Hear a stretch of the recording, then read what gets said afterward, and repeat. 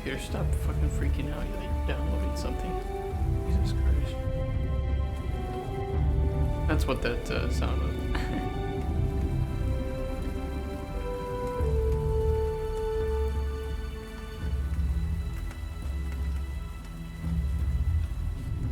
It totally wasn't a game, by the way. I absolutely, before you even say it or think it, I was not downloading a game. I only do work here.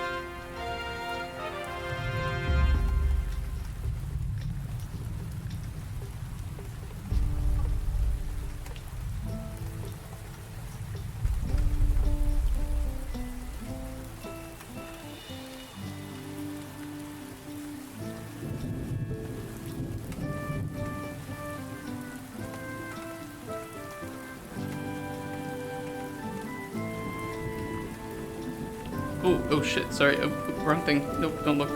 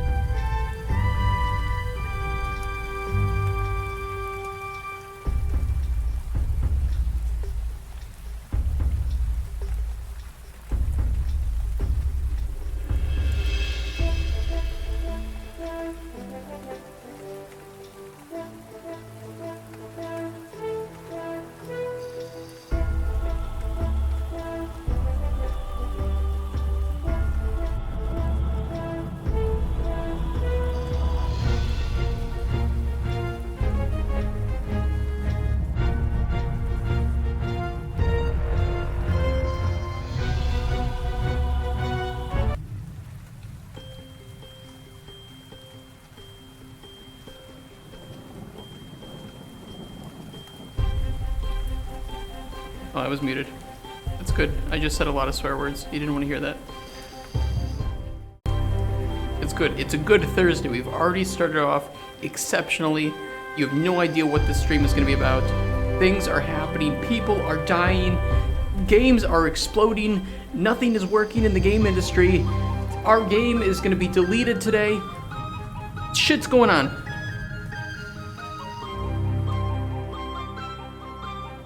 Also, good morning, everybody.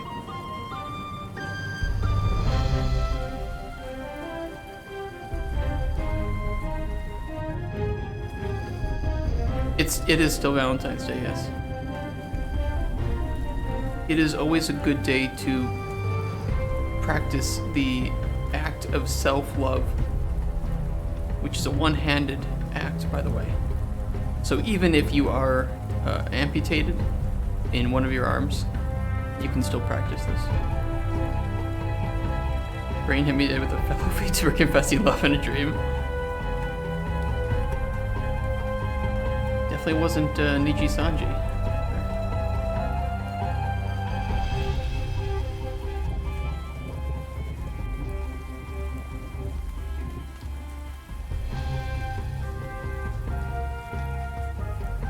It was an acquaintance. For now, it's an acquaintance. I don't like industry level VTubers. That's fair. I don't really watch any. The only big ones that I would. The only one I would willingly click on would be a Shy Lily. But I wouldn't purposefully watch her from the big age, like big, I guess she's, I don't know if she's industry level, but you know, she's pretty big. I watch, sometimes I click on Lucy Pyre when I just need a dose of femcell energy, because she really knows how to bring that. And then Neurosama, of course, if you could consider that a VTuber. Neurosama is just chaos incarnate, and you never know what she's gonna say next.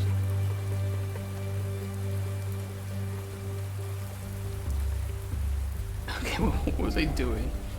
Oh yeah, we have our scoring. We scored main potions. We haven't scored secondary potions yet. We need to do that.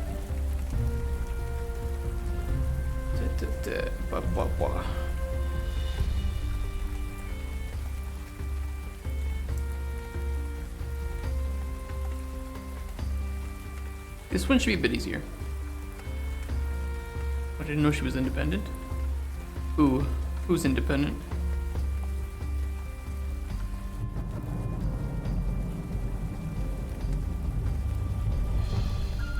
Oh, is she? I didn't know that either. I always assumed just because of how large she was, she must have been with somebody, with some agency. I've heard all the, what is it, like,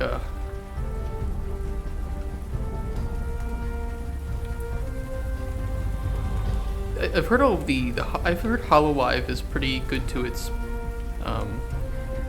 content creators too.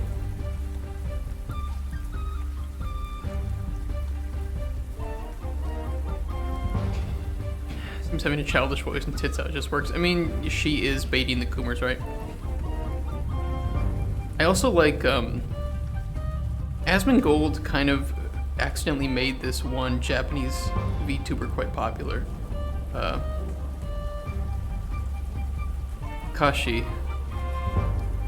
And she's pretty great. She's pretty funny, and she knows English pretty decently. And she's not like a Coomer streamer.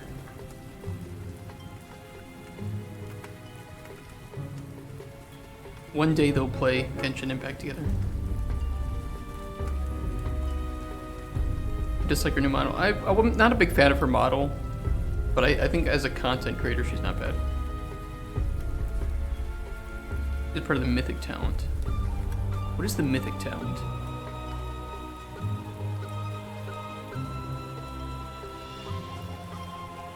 Where am I looking? I think we put it in the game instance, our scoring, right? No. Oh, we put it in the macro, or in the function library. Okay, I gotta look that up. For function library, score main potion. We want to score secondary potions.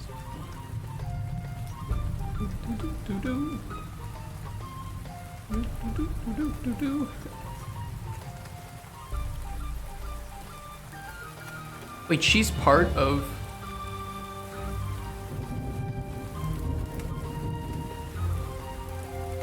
No.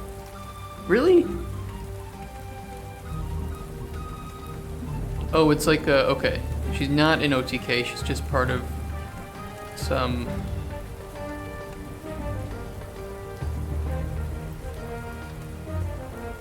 I assume that she still is independent, she just kind of... She is under their umbrella, right? Just overlooks and go, okay, I see. I see. Score secondary potions. We need an input of array of potions.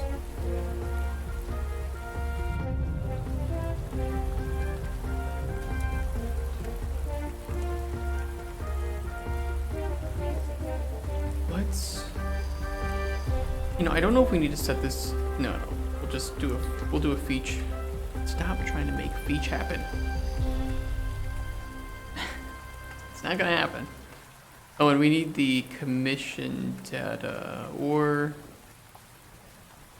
we need to bring in the data of.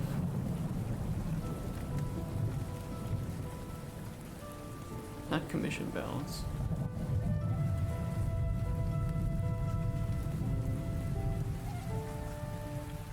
The honors, for example, is also in Mythic Town, but also in VShojo. Oh, okay. Do either of you also... Hey, Katagura. Welcome. Do either of you have any info on that whole Nichi-Sanji business? I don't know if we have any official details yet. It's all just kind of he said, she said, but... I've seen some of the things that Nichi-Sanji has come out with, and it just seems very corporate. I mean, I've seen all the stuff from before, but now, since this document leak and everything else, I don't know.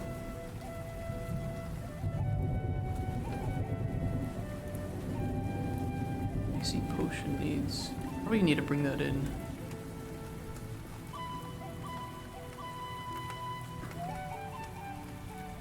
Those are just statements. Yeah, that's kind of what I've been seeing too.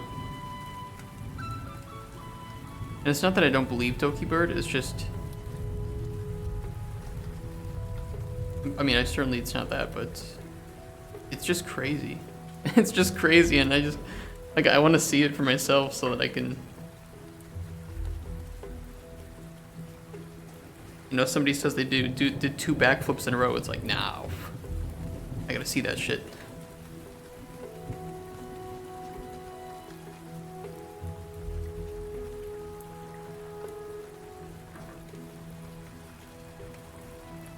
Potion needs.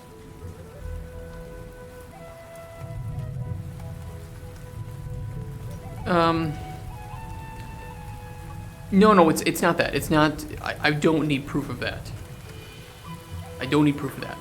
Just all the bullshit that Niji-Sanji tried to pull on Dokibird. And then this weird video that her former colleagues put out, which just felt like they had a gun to their head and were reading off of a script. It's like it's really weird. But I don't not believe her when with her medical history, let's put it that way.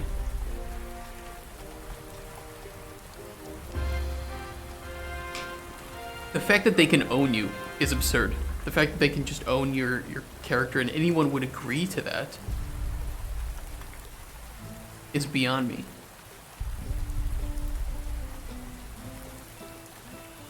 What are the two? Probably.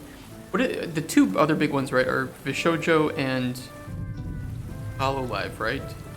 Those are the 2 big other agencies. I haven't heard people say anything bad about those 2. I don't know if both of them are run by the Japanese too. I don't know anything about them. I just know their names, right? We need 2 potions. We need 4 each. I guess we could just 4 each grab all of the effects. Make it easy. Like make a local variable of effects to test.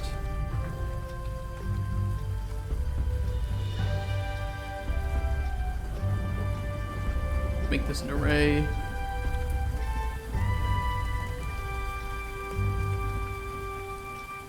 Their drama's not as big. I think talent gets fired all the time. It's because people try to steer their own way.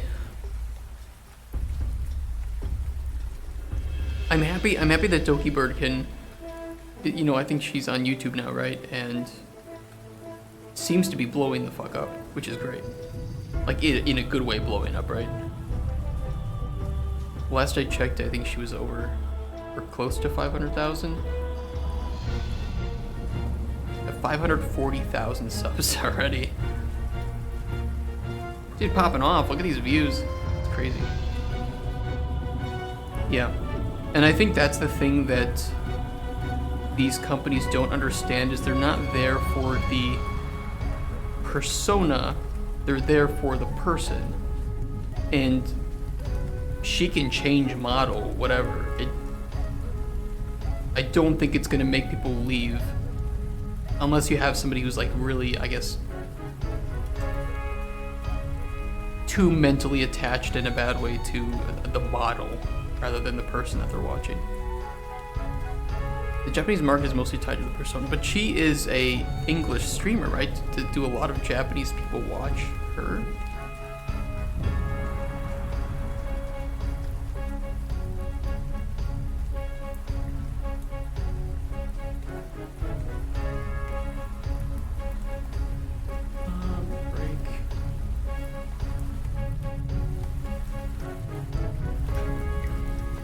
Each.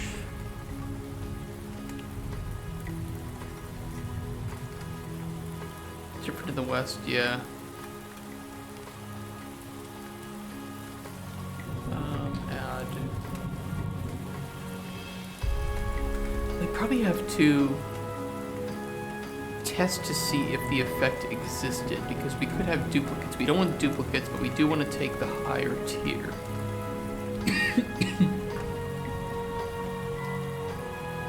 Glider culture in Japan is crazy. Yeah.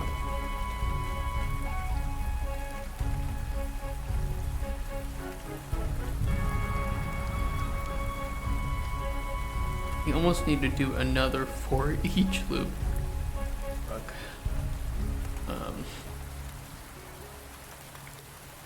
Effect being tested. We're nesting 3 features into each other. That's how we do it. Actually needs to be a... No, this one needs to be a for each loop break.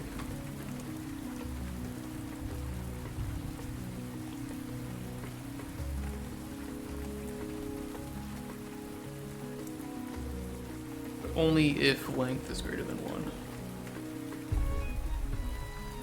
Or I guess we could just do is valid index, because then we get the Boolean output right there.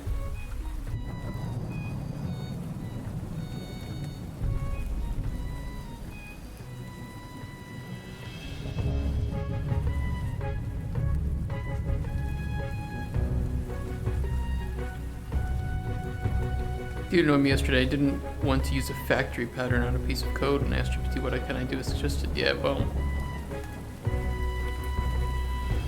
There was one time I was asking it for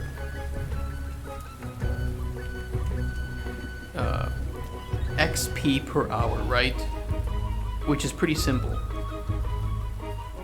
It's XP divided by hour. That's why it's called XP per hour. And it gave me a wrong formula for XP per hour, when it's just is one simple division.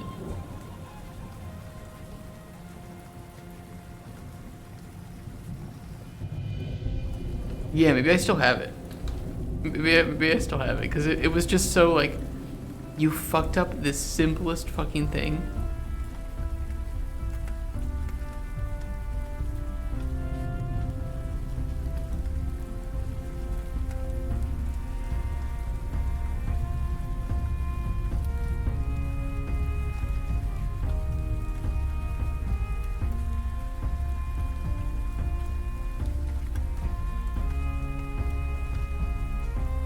I was just curious about using it for this, and I asked it, are you aware of how XP per hour works in OSRS? And it was like XP gained over time played in hours times 3600. For example, if a player gains 10,000 XP in a skill over the course of 2 hours, the XP per hour would be 18,000. And like, if you earn 10k XP in 2 hours, wouldn't that be 5k per hour? Oh, you're correct, and I appreciate the clarification. It's like, it's a simple division. It's 10,000 divided by 2.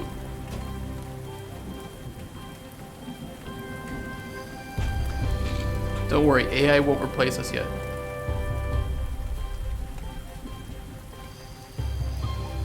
Yeah, but even then, it's not 18,000. Like, what was it trying to do to... If the player earns 10,000 XP in 2 hours, somehow the XP per hour is 18,000?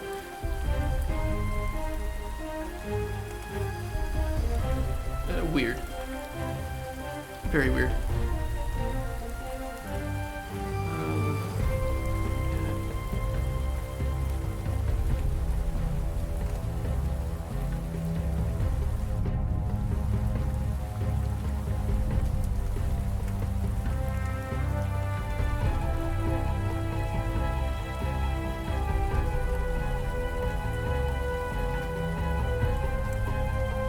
In the future, there's going to be a meme. You know, it's something better than GPT is going to come along, right?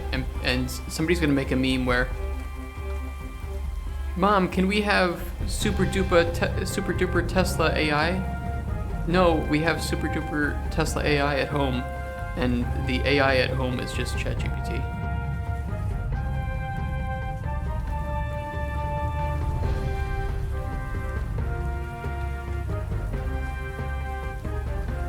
Effects to test. Okay, if we need to test now if this.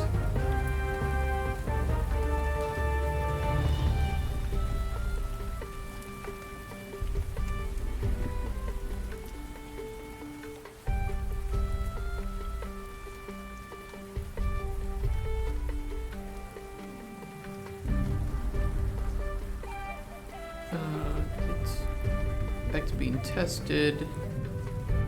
Break.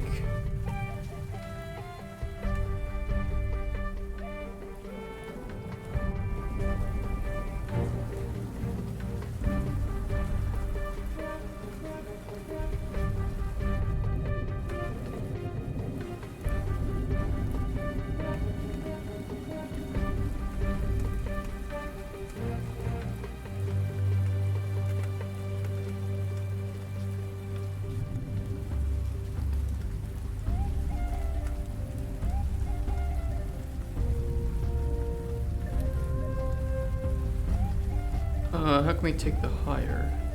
Can we just do max?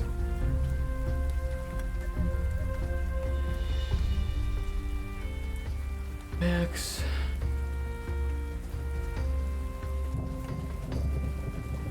Oh, let's do current index.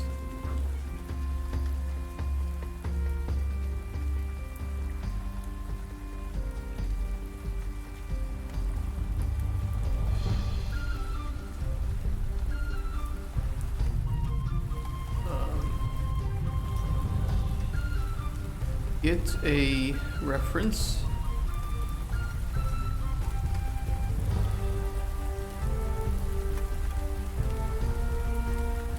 Point me to that memory, Daddy.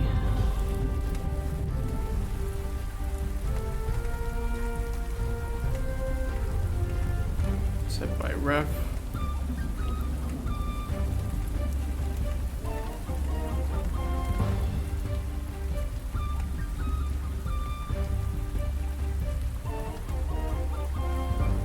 It'll be the spaghetti here.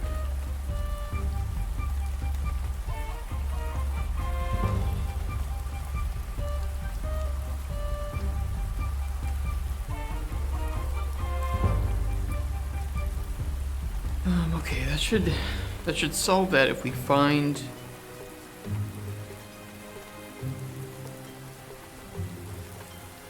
an effect. I should have said it's max tier.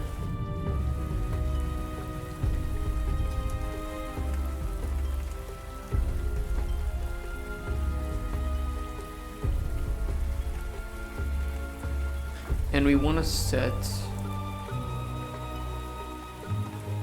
Boolean bound effect.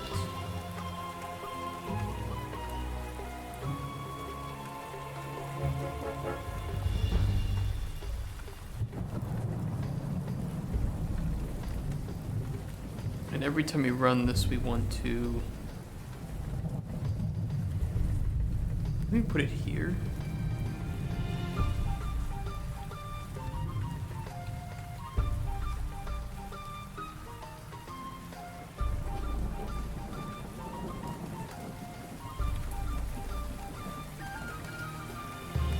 What do we need to break? Well, we don't need to break loop. I'll keep it there though for the moment. And we want to test if we found the effect. If true, do nothing because we already handled that. However, if false, we want to take the effect being tested and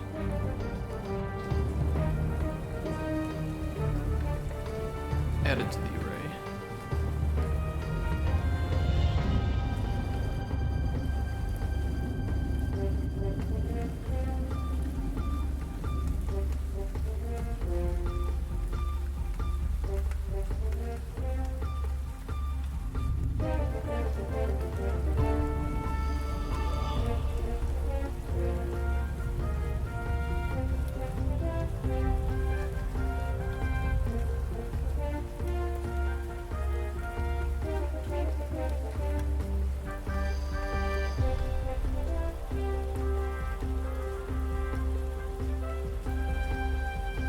This should take all of the incoming potions and... Well, we'll test it because this should take all the incoming potions, go through all the effects, and add them to an array and take the highest tier of those effects at all times.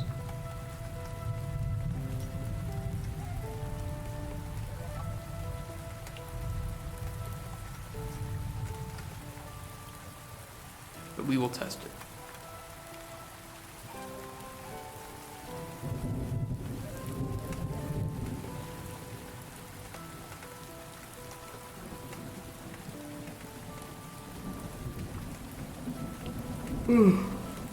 Score secondary potions.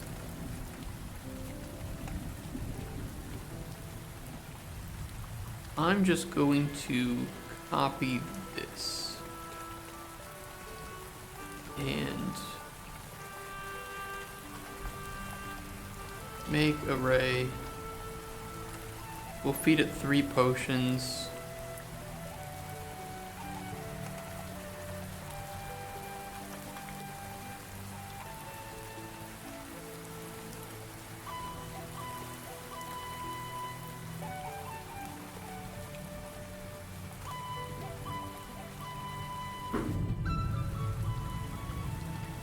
We did some pot.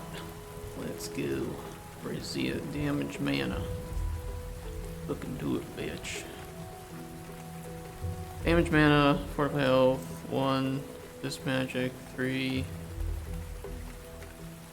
Keep. Fortify health, 3. Resist magic, 5.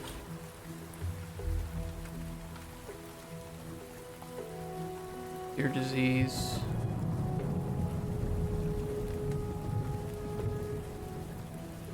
We only care about their effects at the moment. This is just a way for us to sort through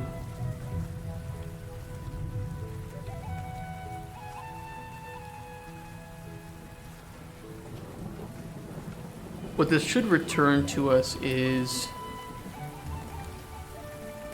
damage mana 3, resist magic 5, cure disease 1, fortify health 3, weakness to magic 2, and that's it. You will see.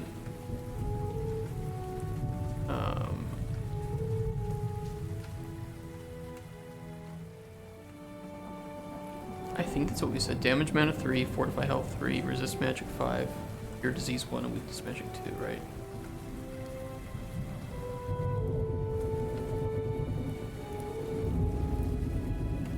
Damage mana 3, resist magic 3, cure disease 1, fortify magic 3. Wait, resist magic 5, yep, and weakness magic 2. Okay, it's working. A little scary that before 10 a.m. I can nest 3 for each statements and make it work without a bug.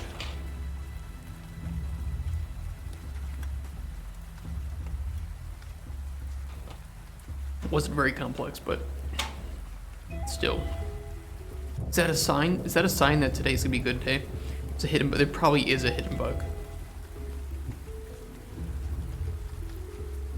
Yeah, you don't find anything initially, and then it's later on, you're like, what the fuck is it doing?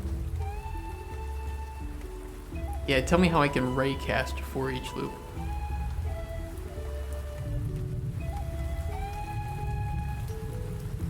Wasn't there that guy that made a... He made a game, a 2D game in Unreal, where you were jumping on blueprints. You ever see that?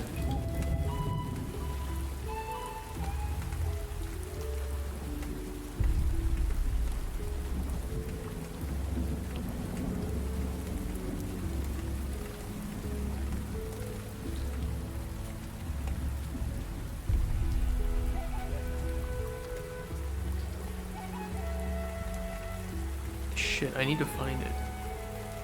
It was really brilliantly done actually. Unreal game where you jump on blueprints.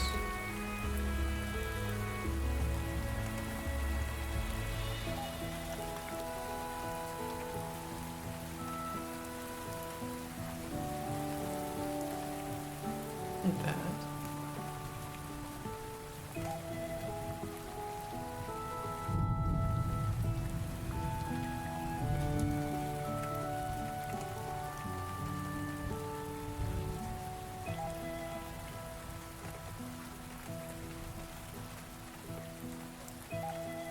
That's just somebody trolling. It's literally just somebody just plugging in shit over the course of 10 minutes to try and make a joke. Shit, I need to find it. It was actually a really interesting idea. You were literally playing a game as if you were in the Unreal Editor, and as you jumped on the nodes in the game, that thing happened in the game.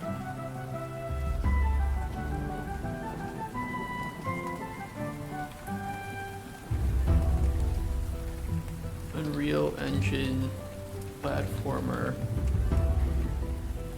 where you jump on blueprints. It's like a meta game, right?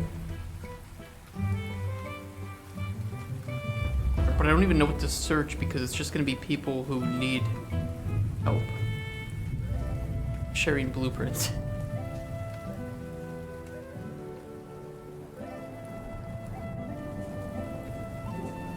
Hold on, let me look on Twitter on my other monitor, because you never know what fucking appears on Twitter sometimes.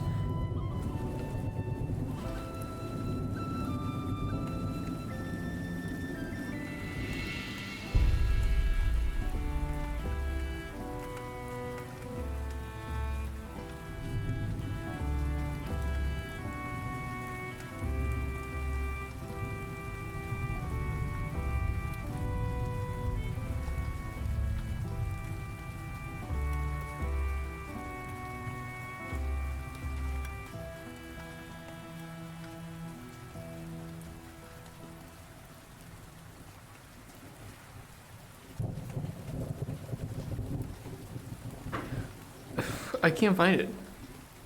I look like a crazy person now.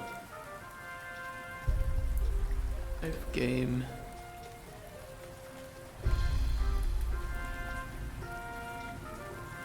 Jumping on blueprint nodes.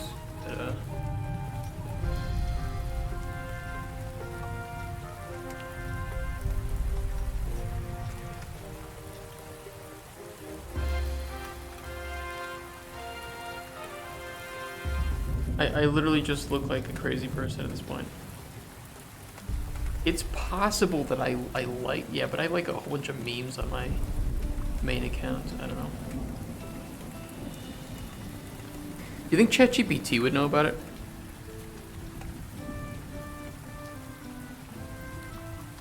Do you remember the name of the game that someone made in Unreal where the character was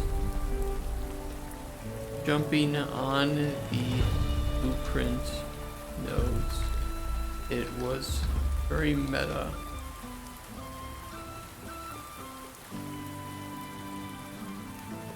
Blueprint jumper.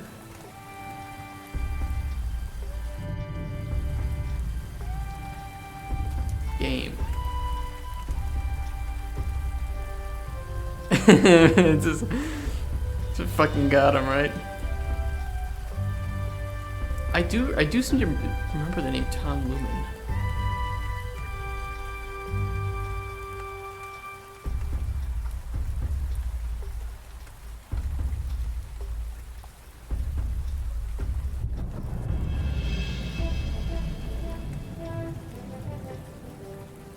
Maybe it's on YouTube? Blueprint jumper.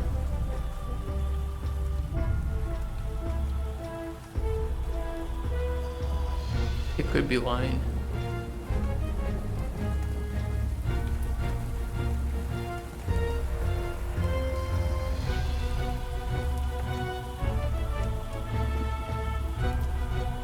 The thing is, I shared it with friends, but I don't remember when. Unreal game jumping on blueprints.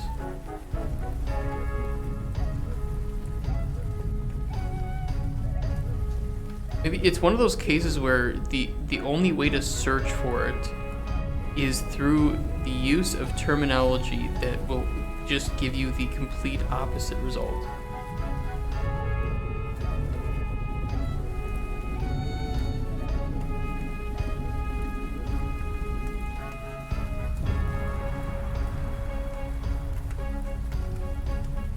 Well, it wasn't like a game for sale. It was more just, I guess, like a technical achievement.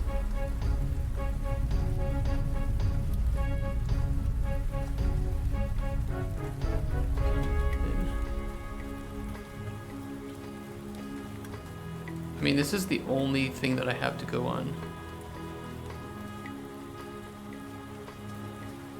But it probably isn't real. I know the game is real, I just don't know how to look for it. I'll ask on my Discord.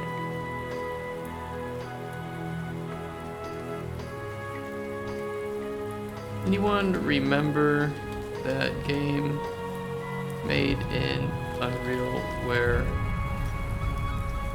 the player jumped on literal blueprint nodes and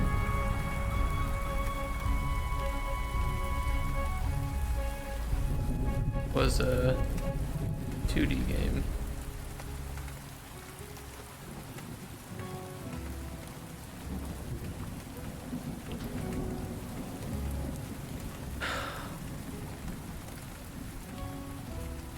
I feel defeated now. I feel like I cannot go forward with the stream until I find out. Until I find this. Yeah, I have to find it. Okay, I'm switching over to my main Twitter account. And this is... We have to be very careful here because... Man, anything could pop up. And I don't think I liked anything bad, but... Just a bunch of memes. It's just memes like this. Right. So, I just gotta be a little careful with it. I like a bunch of trash though. It would have been months ago. It would have been last year.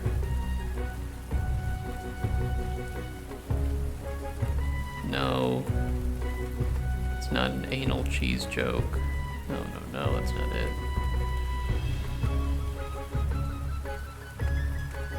More cats. Cat's good.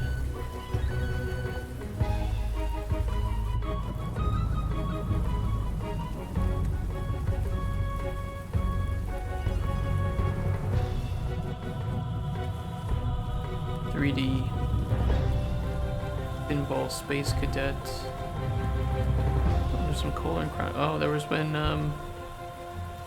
the topless meta was going on Twitch. I remember that. Picture me with a bottle of discount Jägermeister. Love it.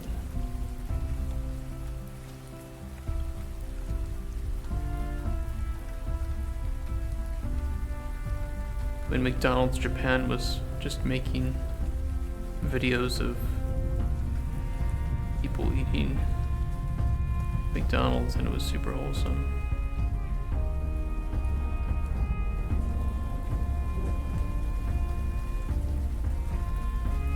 We were back in October.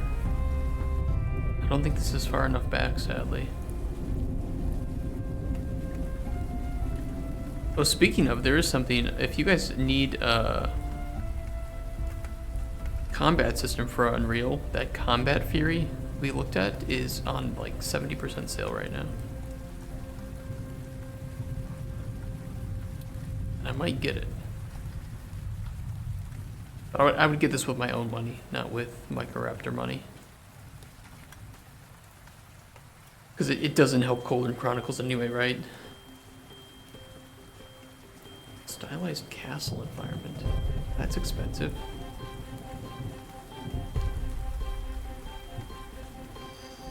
That's a lot of assets, though.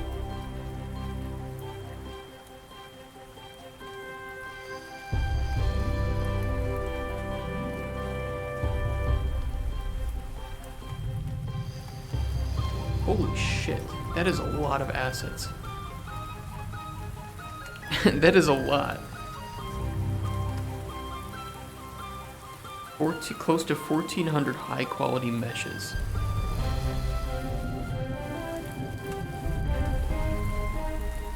Wow.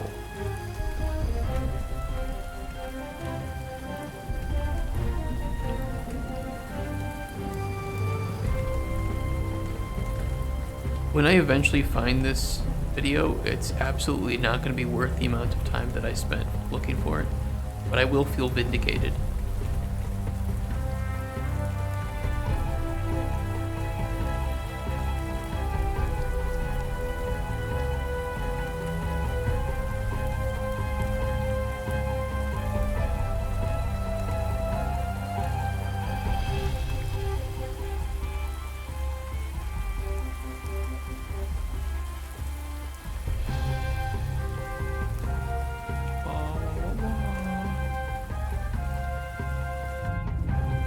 You guys getting bored yet?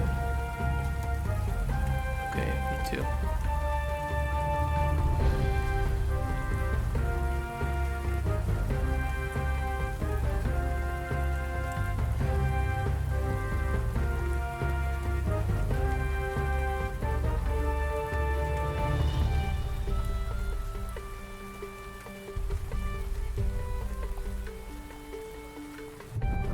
Damn it.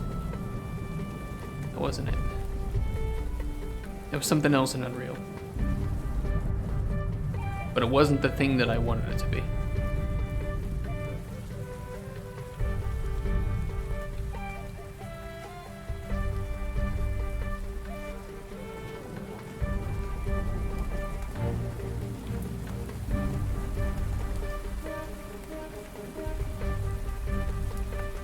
Okay, let me look at Unreal Blueprints. Meta, okay, Unreal.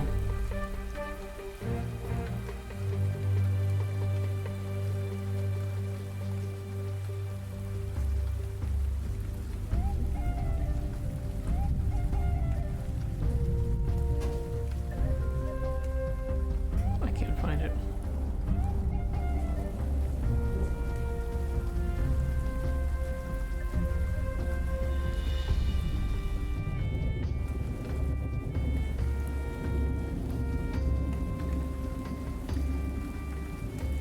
Find it.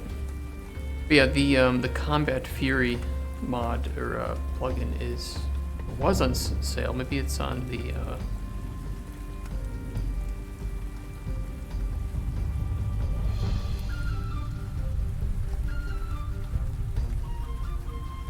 hold on. There's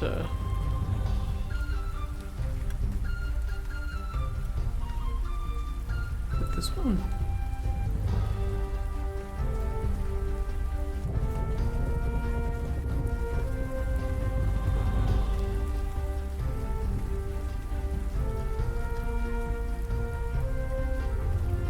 I think this is the guy making. Okay, here it is. It's on. Good morning. So, you heard anything about any Hey, Eric, thank you for the follow. bounty hunters in these parts? I couldn't say. Thanks for nothing, idiot. It's a shame. It was on sale this morning for like $40 or something. It was crazy. Thank you for the follow. Sorry that the last 15 minutes has been me failing to find. It exists. I know it exists. I know I'm doing a Joe Biden. I can't help it. It was on sale. It was on sale. The game exists. It's real.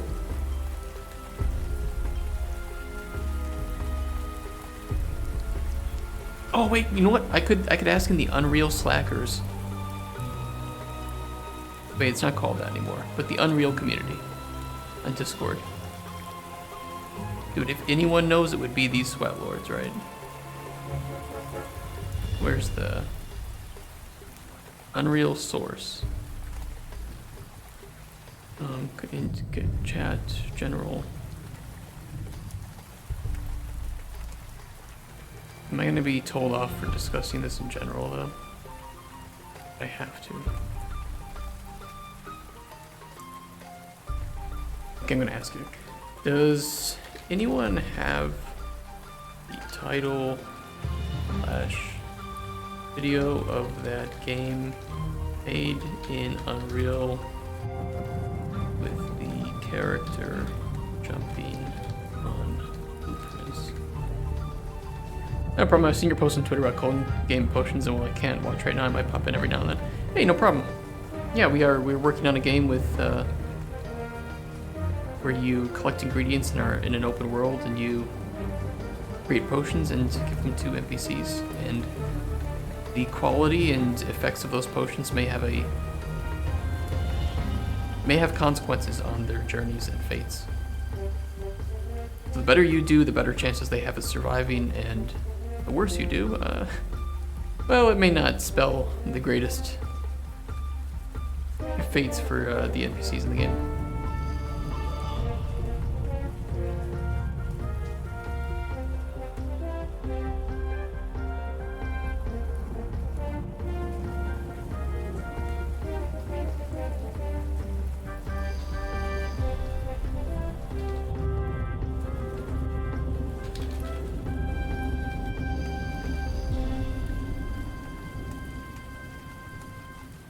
The one that's standing in front of the towers, yes, he is just there for testing purposes right now, so I have an NPC to talk to.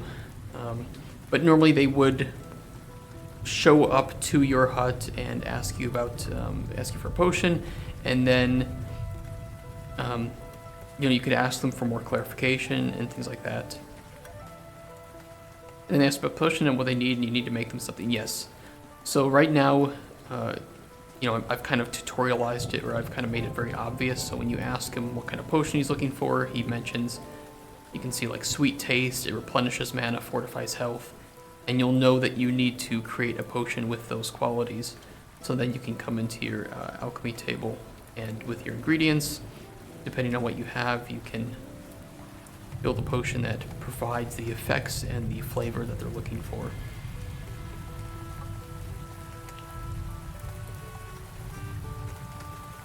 And then they go off and they actually, do the actions that they're mentioning, and depending on if you provided them with a good enough potion, or if you provided them with additional potions that may have covered needs that they didn't know about. Like if you ask him, tell me a bit more about what you're planning to use this potion for, he mentions he's going to a dungeon where there's rumors of deadly serpents and spiders. And you can see that there's, maybe some venom involved, and he'd prefer that he has a potion of invisibility to walk past them, but he doesn't. So you could also make him potion or potions that provide invisibility, resist poison, things like that. And that would mean greater chance of success for him. And it's scalar, right? So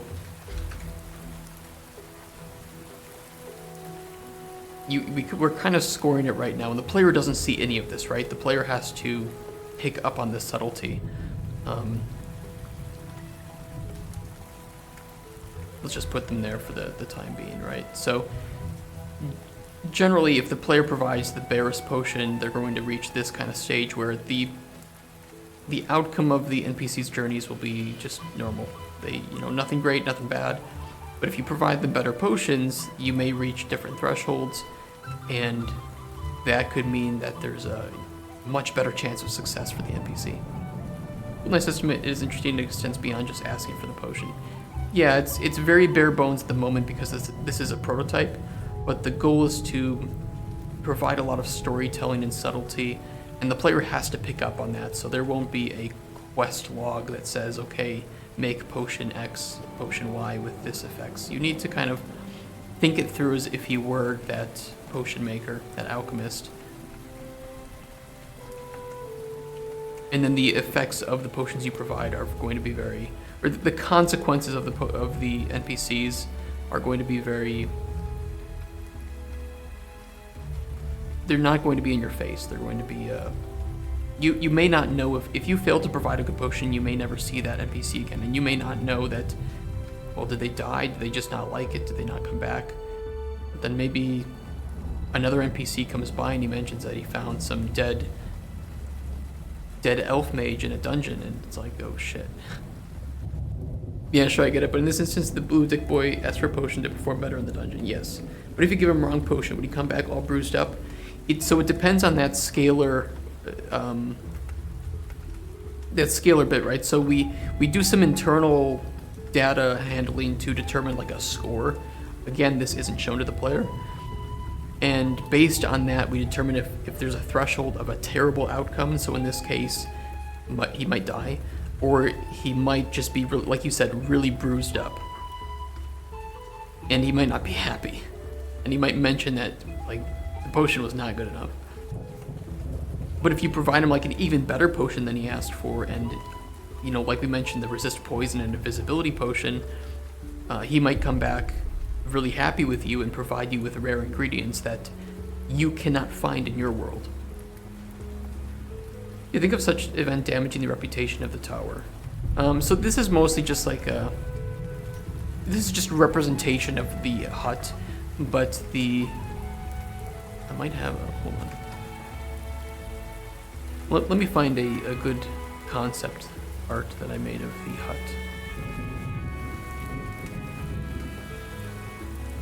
Give me 1 second. Actually, these two are pretty good. So these are some concepts that I've made that kind of show off what I want it to be very cottagecore. This isn't a shopkeeping game as much as it is a more narrative-driven experience in that way. So NPCs won't be common, but they won't be rare either. They will just be uncommon. They'll be staggered about throughout your playtime, and sometimes they might have storylines intersecting each other, and other times they might just be on their own. Yeah, exactly. The tower's a placeholder. But there might be some global events that, you know, you aren't a hero in this world. The people who visit you are the heroes. They are the adventurers. You are there to provide them a service, and in that way, the services you provide may have an effect on their journeys, and their journeys may have an effect on the world. And so you are kind of caught up in the events of the world in the same way that other citizens are. So perhaps, you know, an event or like a war takes place and causes a big refugee crisis in one of the kingdoms.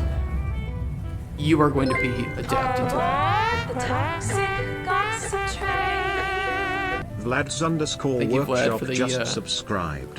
for the subscription. We gotta meet up for lunch.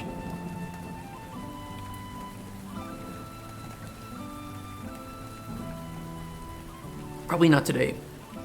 Maybe tomorrow. Yo, subs get lunch. Oh, we live together. Well, we live in the same... Yeah, we live together. We live in the same city. We live in Cauldron together.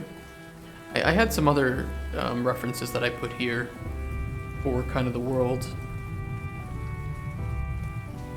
And some of the feelings of it and the general vibe. So it is going to be very, very colorful and enchanting. But it's still going to feel grounded in this cottagecore aspect, right? I think we might have clients that come and want something to heal them, but they are not sure what they need. Yeah, I would say so. We live together. I think the subtle storytelling of it is going to be more important, or one of the most important aspects to it. Character styles. It's very like Ghibli-esque. You need to look into some books that say if a person has a blue tongue, then use this ingredient or that. Potentially, but I haven't prototyped that far yet. You got Prime? Yeah, no worries. You can use your Prime subs for your favorite game developers called Microraptor Games. Which might just be us, I don't know. Who knows?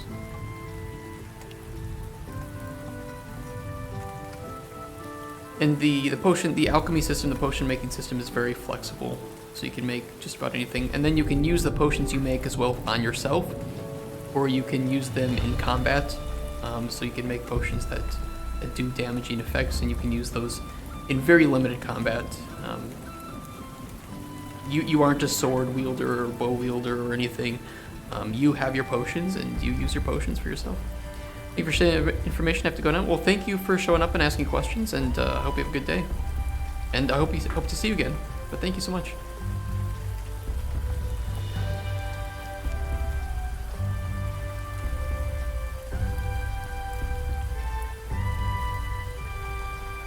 Take care. Have a good weekend too. Imagine someone buying an invisibility potion and they come back 2 days later all caught up and mad at you. Well, I said it had invisibility.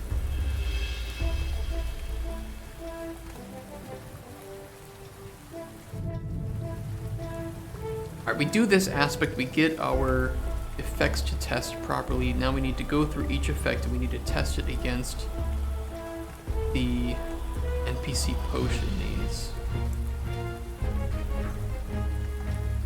Okay, so let's break this.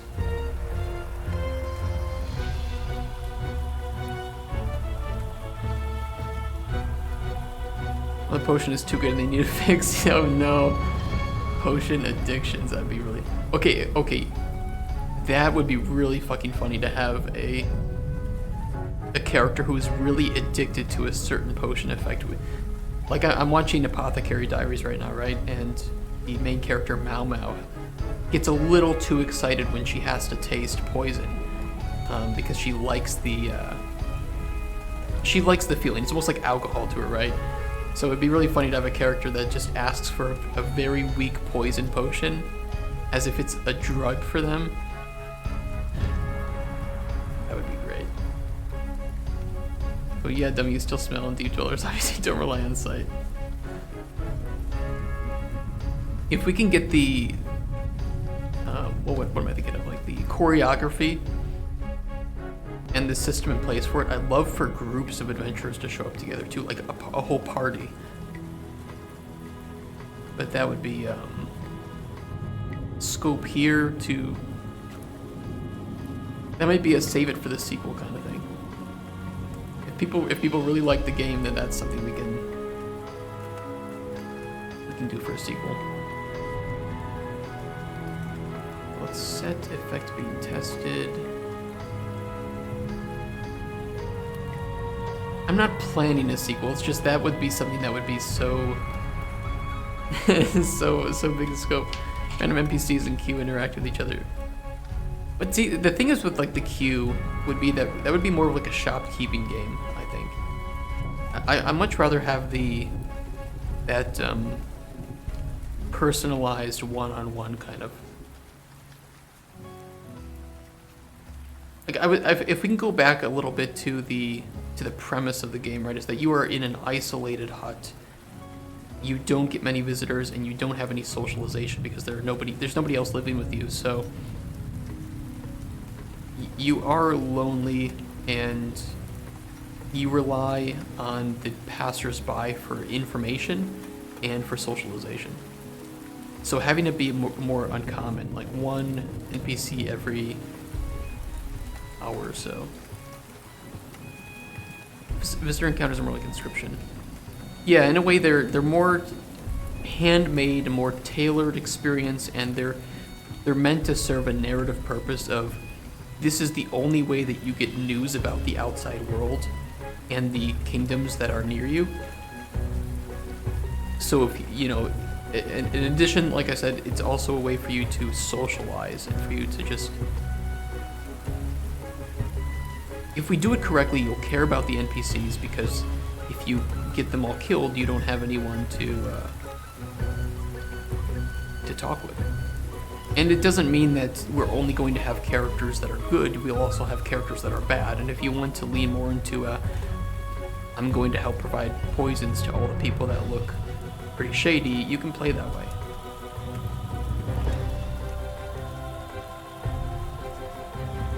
You can deny every single NPC that shows up to you.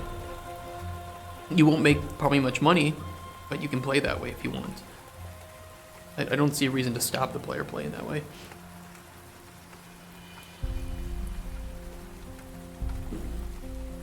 It's your shop, you have a right.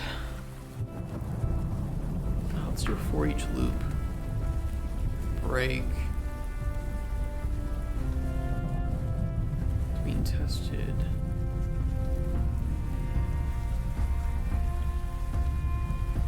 get raided for possession of illegal drugs. I do like the idea of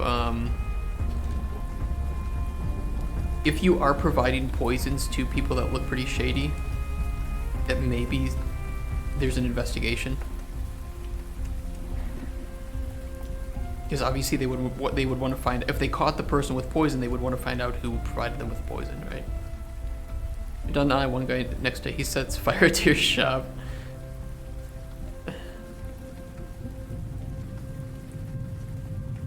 What am I testing? If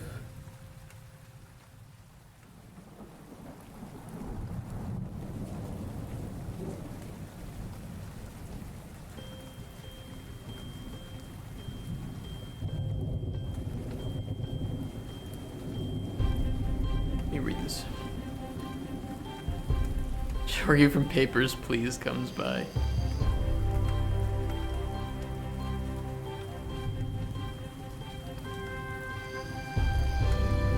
We could have a guy that comes by and asks for just like a simple potion, and he's also like, by the way, do you know if these papers are enough to get into the kingdom? And it's just like handwritten.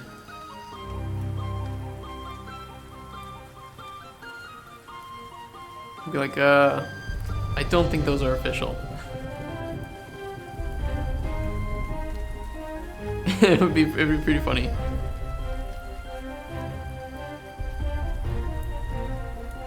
Some potions be only a prescription. I don't think so.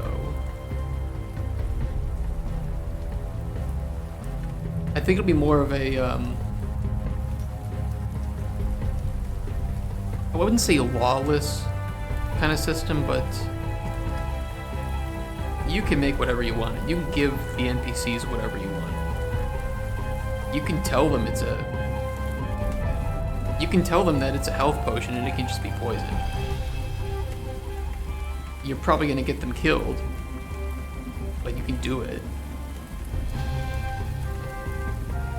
Someone came with a prescription anyway from an authorized doctor. Doctor comes over to offer you a partnership to not blow his cover. Yield potion out by your own risk. That would be a great sign to have up.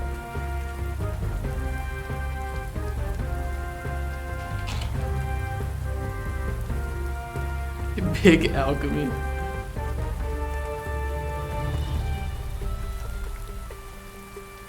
Big alchemy.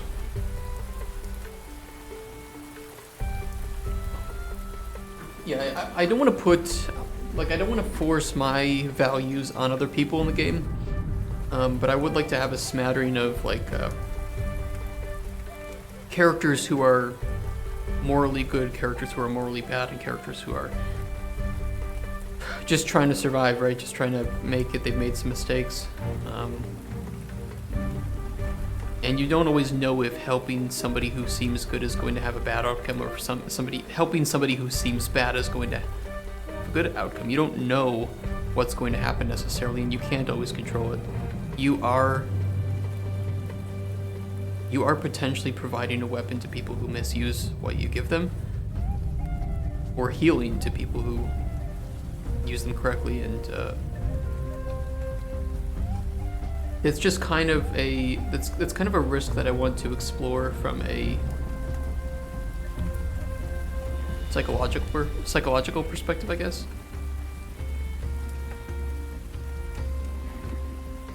Potion is with your subscription is down to 4. Yeah, with your insurance. Obviously, shady dark assassin type of guy comes in and wants to buy a poison.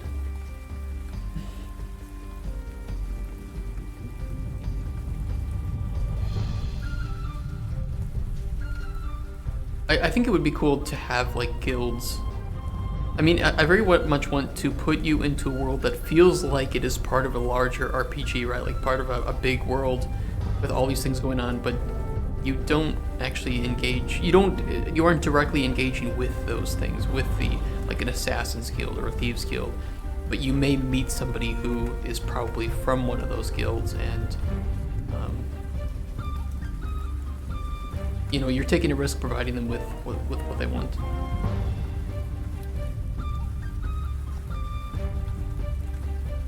Oh, girls can be inspired by Discworld.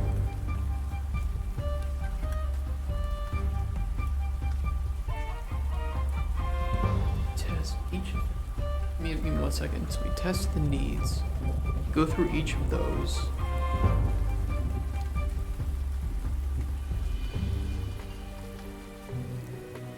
Test effects if they're equal. We need to test if they're at the tier expected.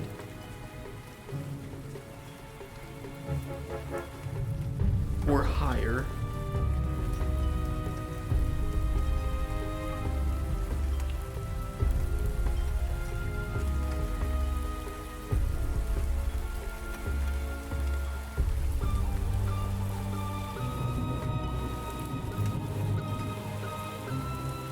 So it comes to your shop looking for a fortified potion. Monsters need protection from adventurers too. I would like to have some, you know, non-human or non-humanoid races, but I'm not sure. That would obviously depend on what we can get for art. But it would be cool to. The thing is, I really like fantasy, right? I love fantasy, and I want to make an open world RPG, you know, standard open world RPG type game at some point, and I would rather have my own IP, my own world to work with, because I can do whatever the fuck I want. And if I can build it up slowly, right? If I can hint at this world and just build it up kind of from the outskirts with other games first, and then start to explore going deeper.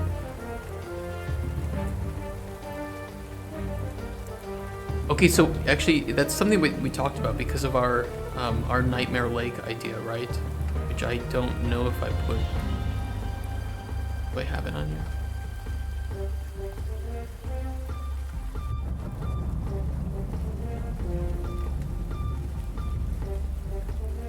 I don't know if I put it on this computer.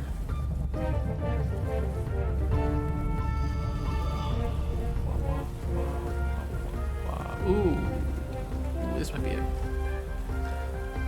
So we, you know, I talked about this like Lovecraftian inspired RTS called The Nightmare Lake that we pitched last year, and it would be really cool to hint at this game that I will eventually make, I think, and put it into Chronicles with that guy who you can't see anything about him, but there's a slight mistake when he goes to grab the potion and you see what isn't a hand but a tentacle as he just quickly leaves, and he just quickly throws more money on the counter and just leaves. And you never see him again. And you're like, what? What just happened? We'll make that game. We'll make that game. The reason we didn't make that game first was because it is very AI driven. And I mean, you know, traditional AI, right? Not can't be about lunch, been dipping my toes into narrative world building lately. Yeah, I actually have available tomorrow. I don't know if you want to. I'm off tomorrow, so I don't know if you want to grab some lunch tomorrow or not. I could pop by.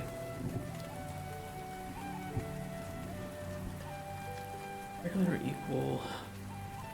Do we have any balance for secondary potions or bonuses?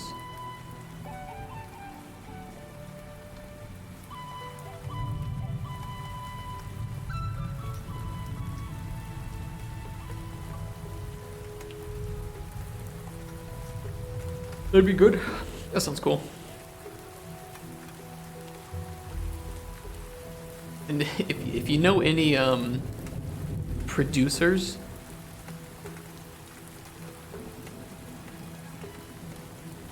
and character and or 3D artists, those are people I need to talk to. Secondary potion bonus effect base amount. Secondary potion penalty effect. 1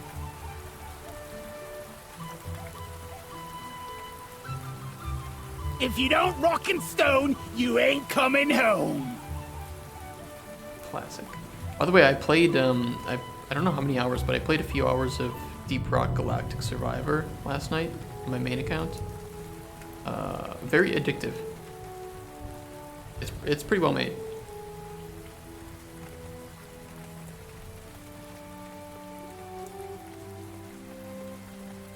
It's the Vampire Survivors-like game, but in Deep Rock Galactic universe.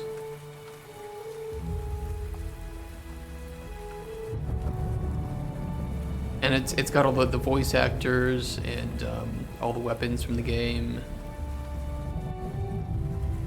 Yeah, it's really good. It's single player only, which, you know, it's kind of unfortunate, but it doesn't make the game bad. I just think it would be really cool to have the multiplayer aspect. But either way, this is really fun. It's great. I haven't seen, and it's still in early access, so it isn't finished yet. But what they have is polished and feels good. It's just, I think they're adding more content to it, right? Girlfriend got me Elden Ring. Dude, Elden Ring, top tier game. Top tier. Ooh, Elden Ring is so good. I think it's one of their best, one of From Software's best games to date. Everything about it is just, it's great. It feels fair even though it's challenging. You don't have like crazy fucking runbacks with many of the bosses.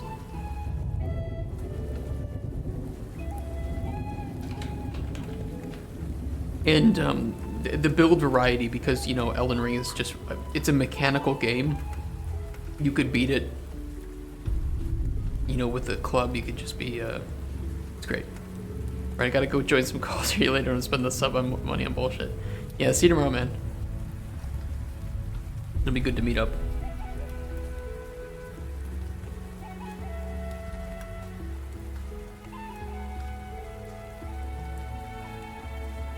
Actually, the way we were talking yesterday, we don't...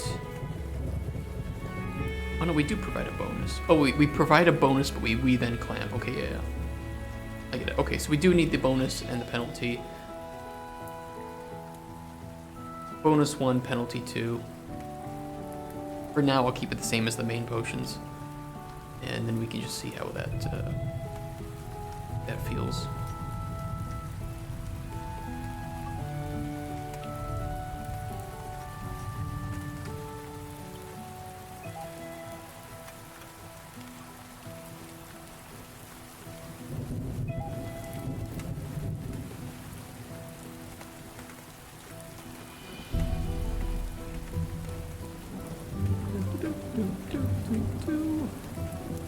By the way, if we finish this up early, just because we have that extended weekend,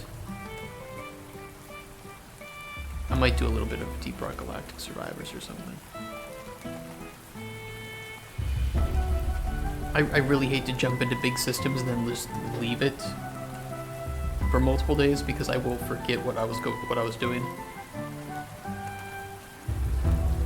I like to break up my work that way. Okay, so if the tested effect has the same name and is greater than or equal to, we know that it passes the expectations. So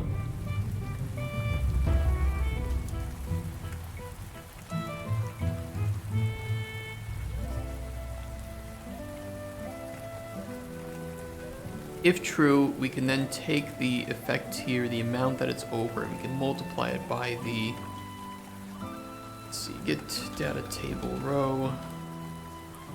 Let's get data table row, right?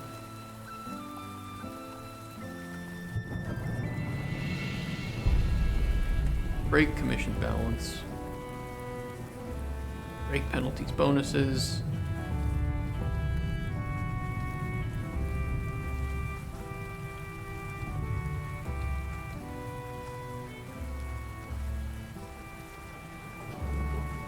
We want to multiply this tier by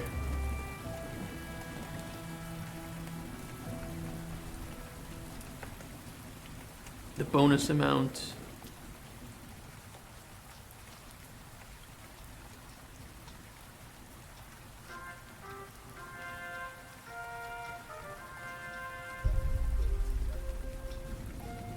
we need to set up the score first too. We need to. I need to do that first and foremost.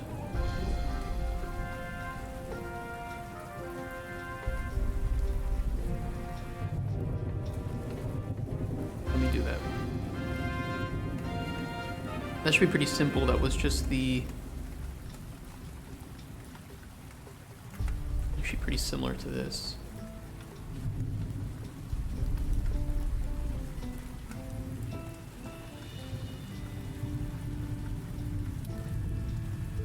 Total score, main potions. It was the. Was it the total score, right? No, it was the main potion. Main potion impact on score. We do a 1 minus.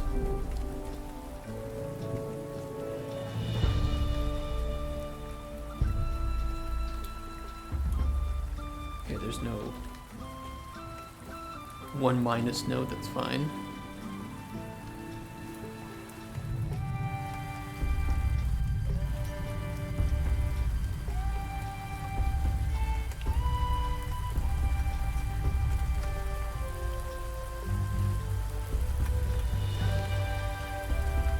Total score. Really, we should do a division, right? Yeah, we should do.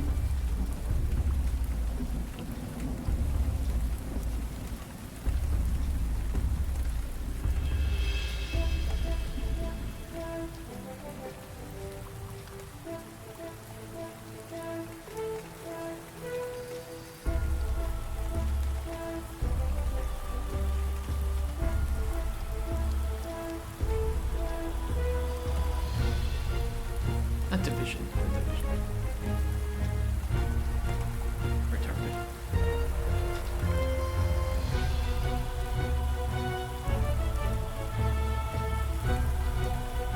Well, I can do this multiple ways, but you know what? This is just fine. It's fine the way it is.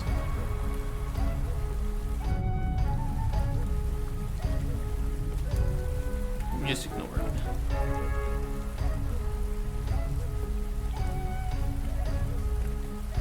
Take the NPC potion needs. Oh, I did it that way.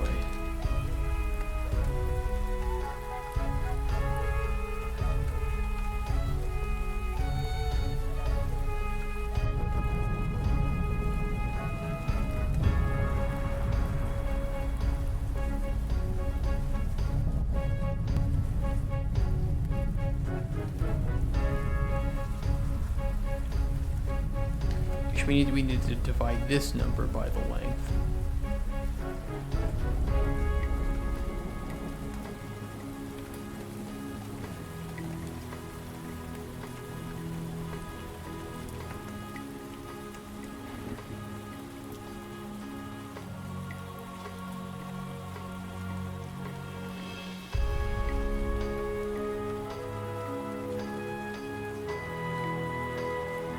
I will test this, but it should just be. It will know we did it correctly if it's 16 point. Whatever the fuck, right?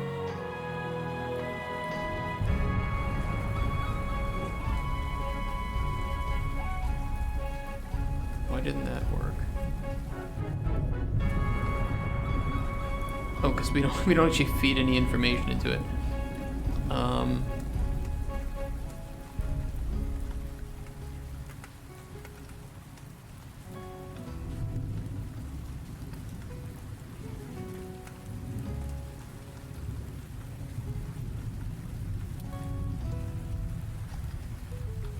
Okay, I just need to put a caveat in here.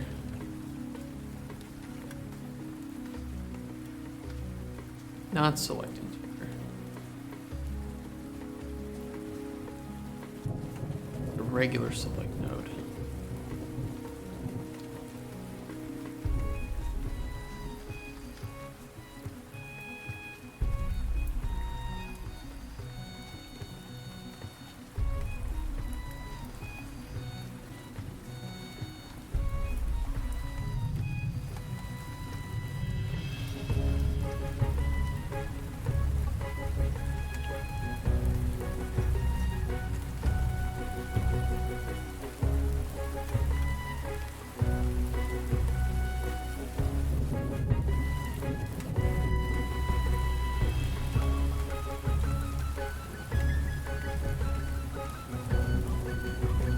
Well, this is. I guess this is a question here. Is if we don't have any secondary effects desired,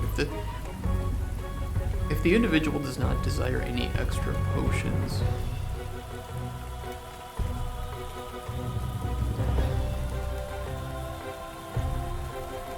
it doesn't matter. It doesn't matter for prototype because that won't be the case for prototype.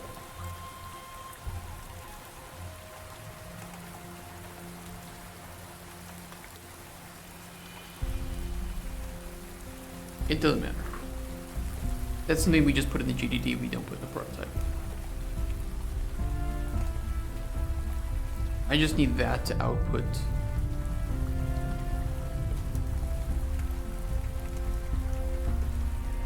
for now 50, and if I put in the 3 effects that they desire,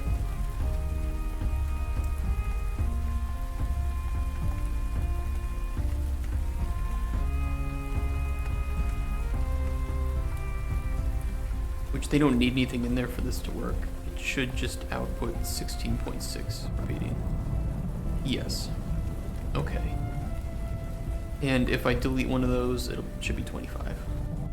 Make 100% sure it works, but it will. Yes. Okay.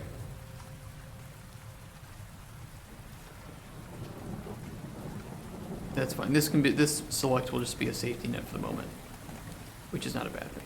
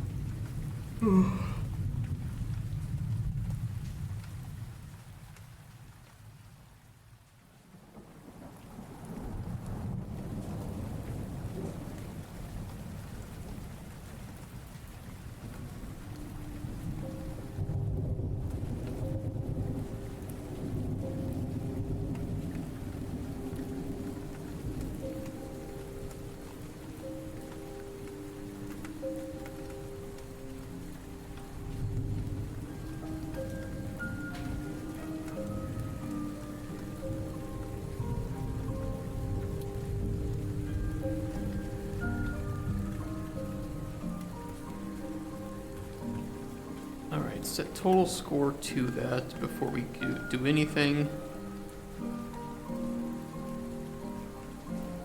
And then go into the for each loop.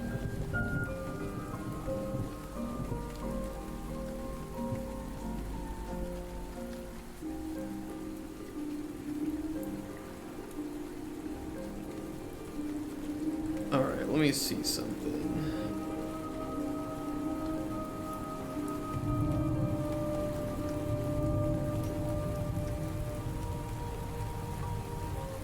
Output that into node.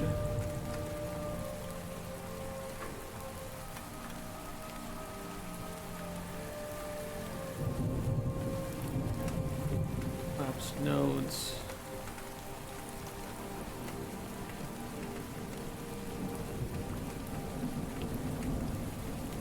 Secondary potion base.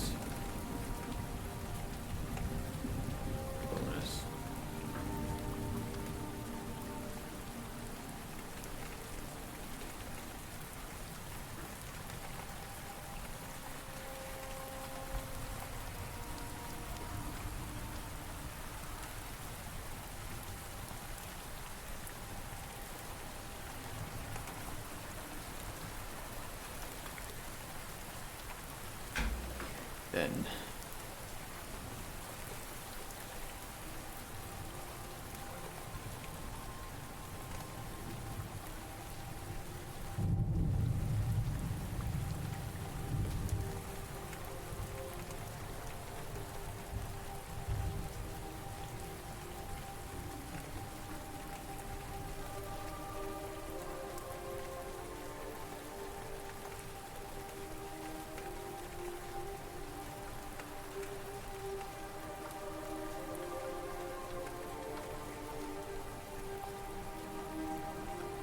we don't want to set the total score. Max score per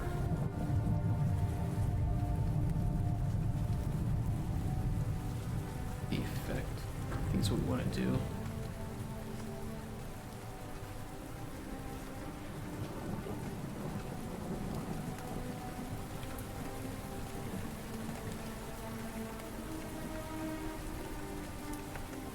The division here.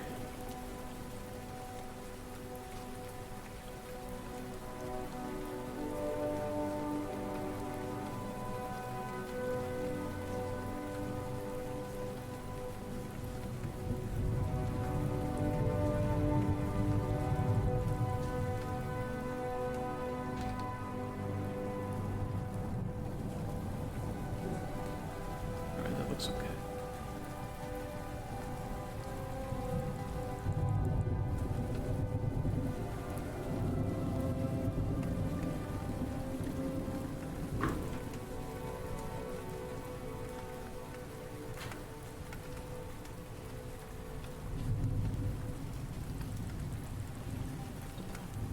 Three.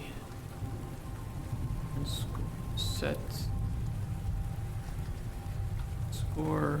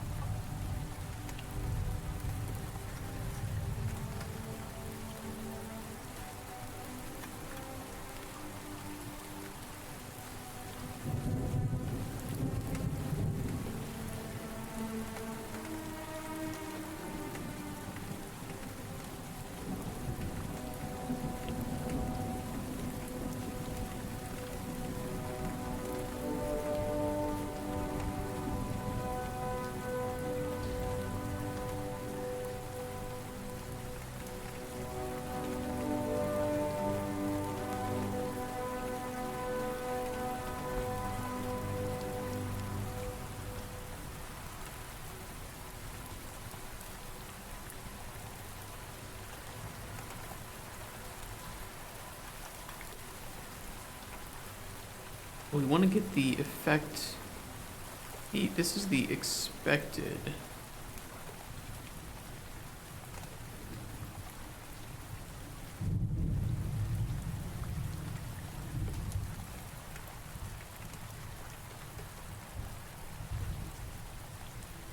And spaghetti already. Mom's spaghetti.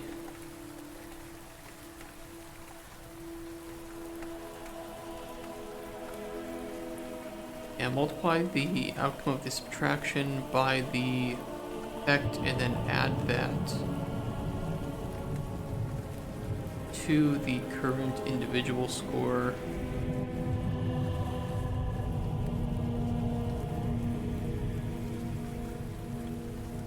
And then clamp that value between 0 and max score per effect.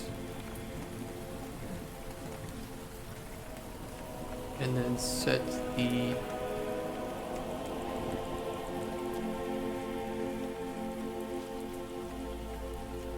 current total score equal to total score plus current individual score.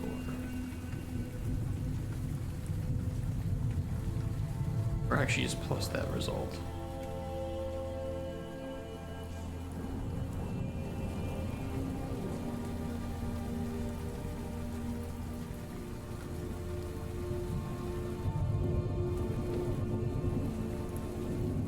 Few more nodes than I expected for that. This should work.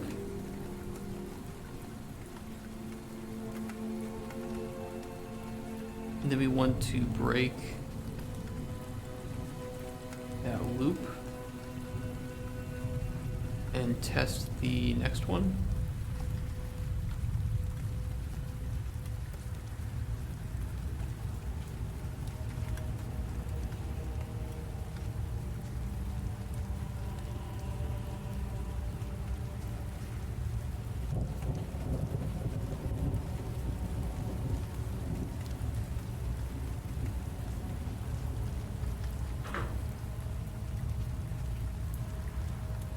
I suppose we'll try it.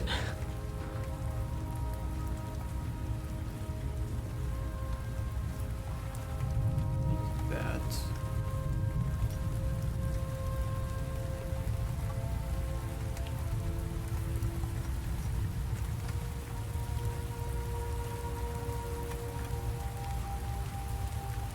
Right now we don't. We still need to do the penalties, right?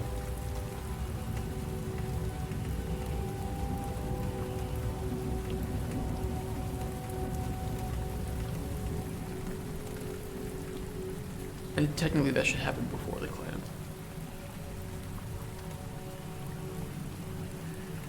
But this will at least let me know if the main scoring and the bonuses are working.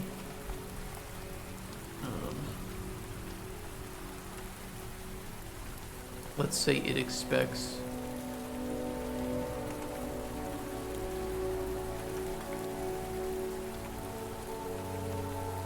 resist magic too.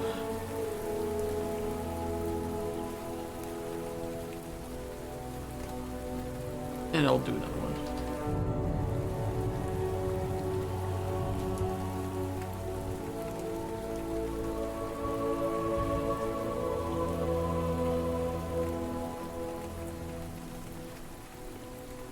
Okay, let's see.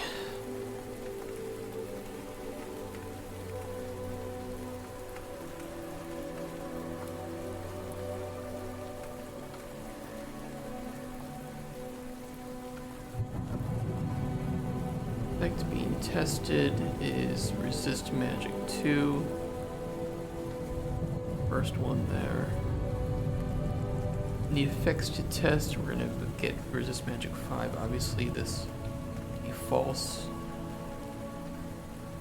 False. And then this one will be true. Good. Max score per effect is 25 because we're testing 2 effects, and the max total score between both of these is 50.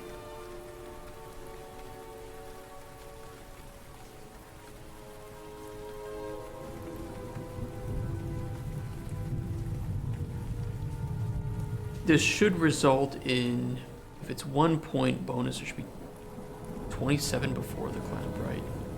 The 8.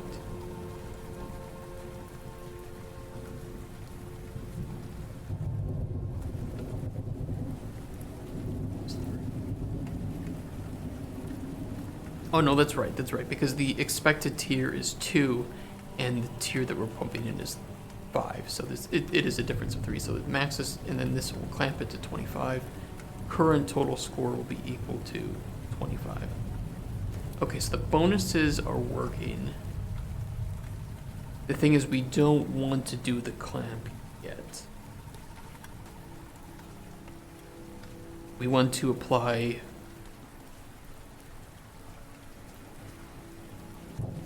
the penalties first.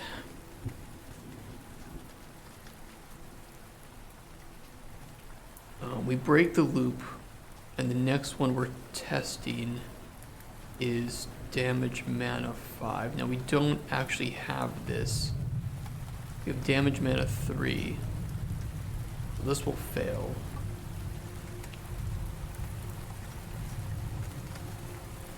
And technically by the time we get to this print, this will remain 25, okay. Alright, that's looking perfect.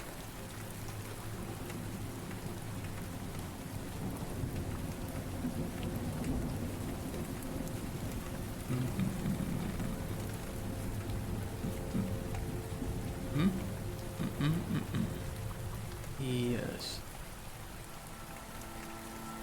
You see, Ivan. Lean hold a pistol like me.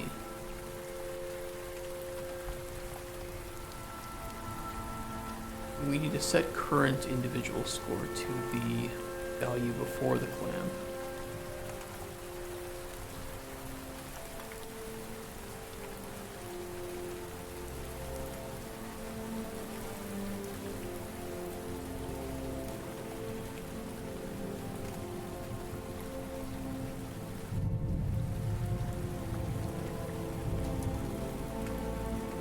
And then we can do the test on this completed. Okay.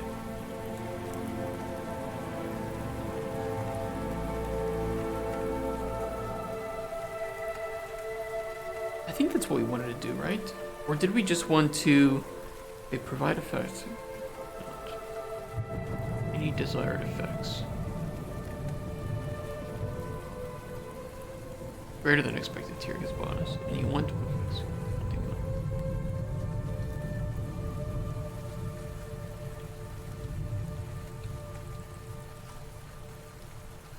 effects. There's two ways we could do it. They would both do the same thing. It's just, do we check for the effect and just say, okay, get the mount. Okay, good. You got the 25 on that potion. You have the full mount.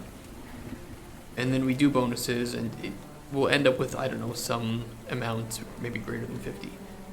Then we go through the effects again for penalties, and we just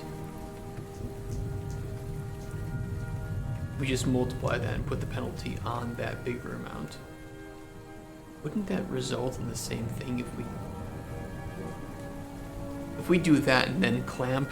Wouldn't that be the same outcome?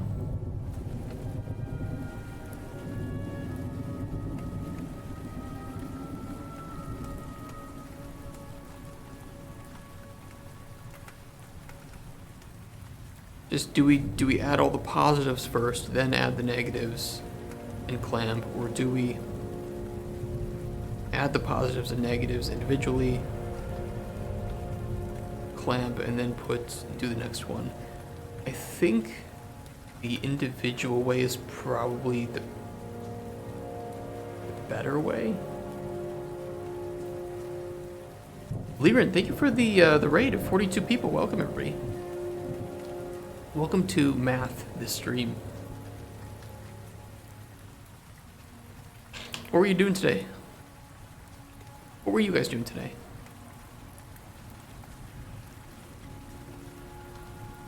Hello, fellow raiders.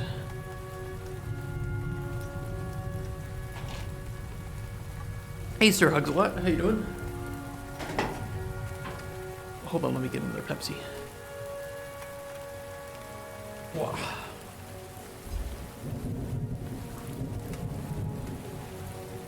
What were you guys up to today? Were you playing a game? Were you looking at hot boys? I do that too.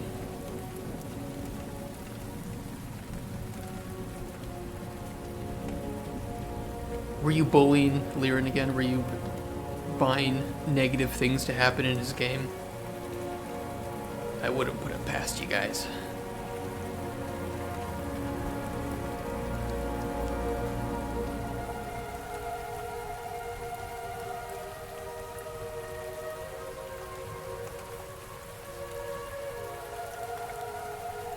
Thing is, if we go to him, if we go to Blue Dick Boy here with the potions, I assume that, I would think that thematically penalizing the player on an individual potion basis would be better than on a whole.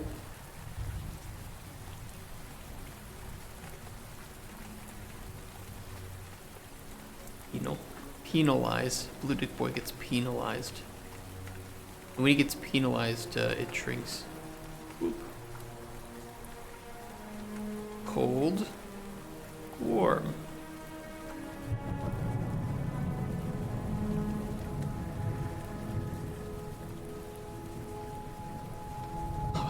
Look at the nodes here for testing.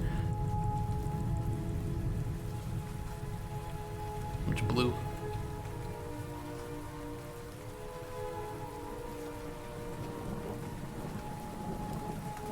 Yeah, so then we'll pull off from this completed and we'll do the penalization. Yeah, but the thing is we combine all the effects, so it wouldn't really be worth it to do it that way.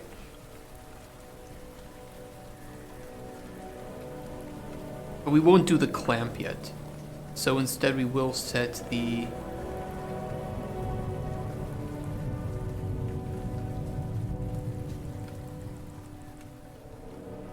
We'll update the total score here. Get total score plus individual.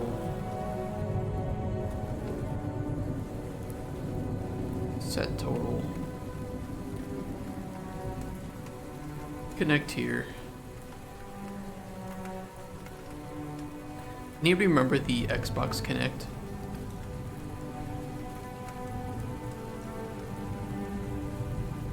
Does anybody remember the controversy surrounding the Xbox Connect? That when it was originally released, I think it was on at all times. Holy, what a blunder. Those were back in the days when Sony was actually good and Xbox's management was pretty shit. Then unfortunately all the good individuals who were working at PlayStation at that time retired. And then they were replaced by a bunch of idiots. bunch of absolute buffoons. Binary effect types. That should be an array.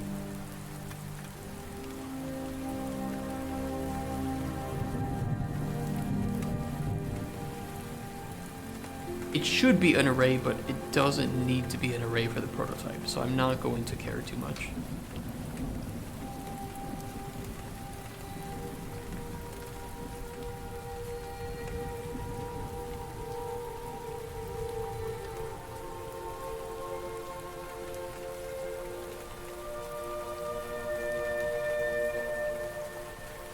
It wouldn't be too much more work to make it work as an array, but it just isn't necessary.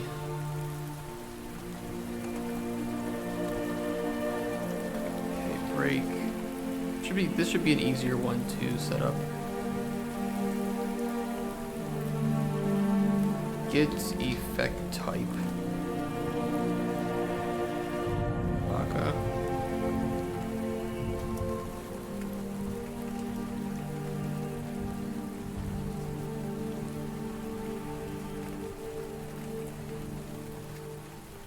Now we need to test it for negative.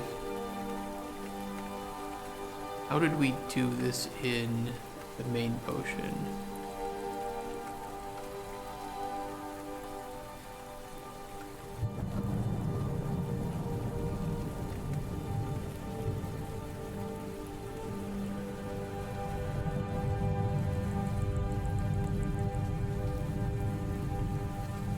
Wait, how do we determine?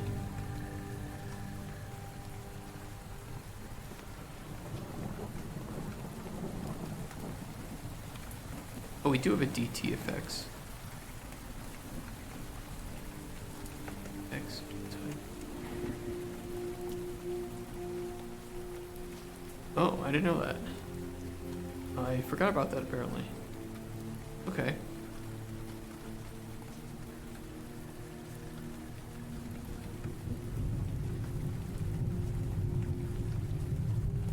I forget setting that up, but apparently I did set it up. Good.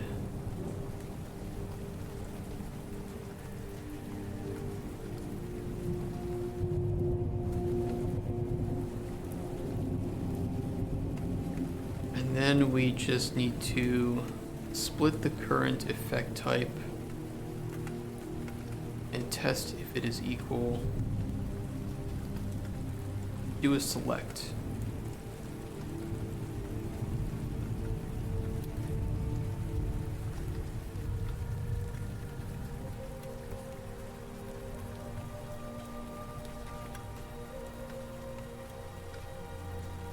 Yeah.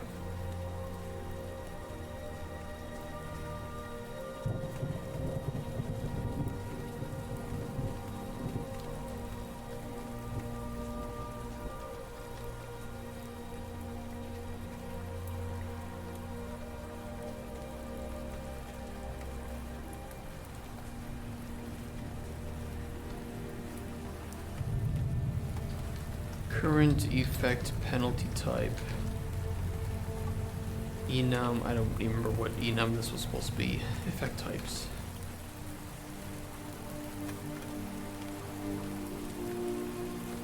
Effect penalty type.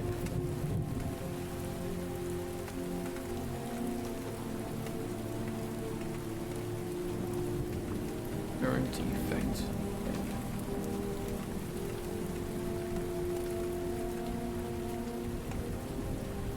I go back.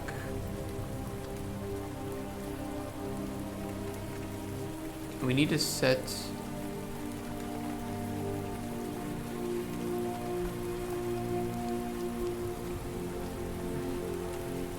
effects to test, secondary effect types penalized.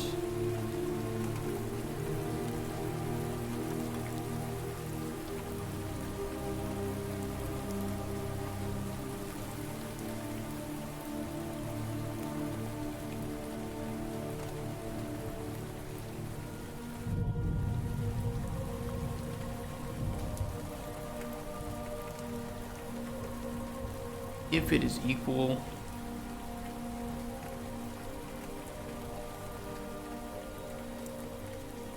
we need to get the total score and set the total score. What was that puzzle game that we played on Steam Next Fest, that open world one? Did it come out? I think it came out already, didn't it? What was it called? I was curious what the reviews of it were. Islands of Insight. Got a 80% positive, 79. Pretty decent.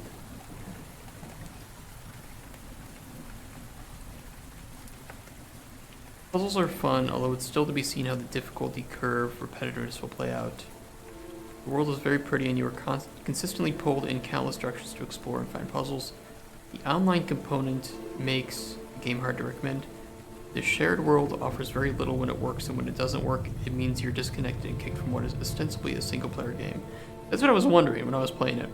Wandering around and solving puzzles is a very calming experience. Getting booted out of a puzzle because the server disconnected is infuriating. I didn't get the point. I didn't really understand why it was multiplayer. And apparently other people don't get it easy either, because there's no point for it to be multiplayer.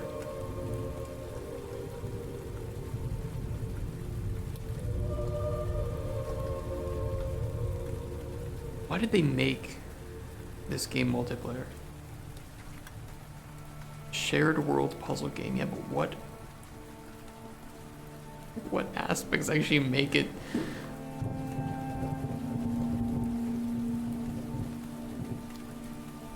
It's a lot of work too. It's actually a lot of work and money to run servers like that and to make multiplayer. I don't think a lot of gamers know it. And you don't need to, but creating a multiplayer in a game and having it be bug-free for the most part is kind of difficult. What if they mine crypto underneath? Who the fuck knows? Yeah, that's the puzzles you're solving. Is you're solving crypto mining blocks. Every puzzle that gets solved is 1/1,000,000th of a Bitcoin that you earn them. That'd be fucking funny.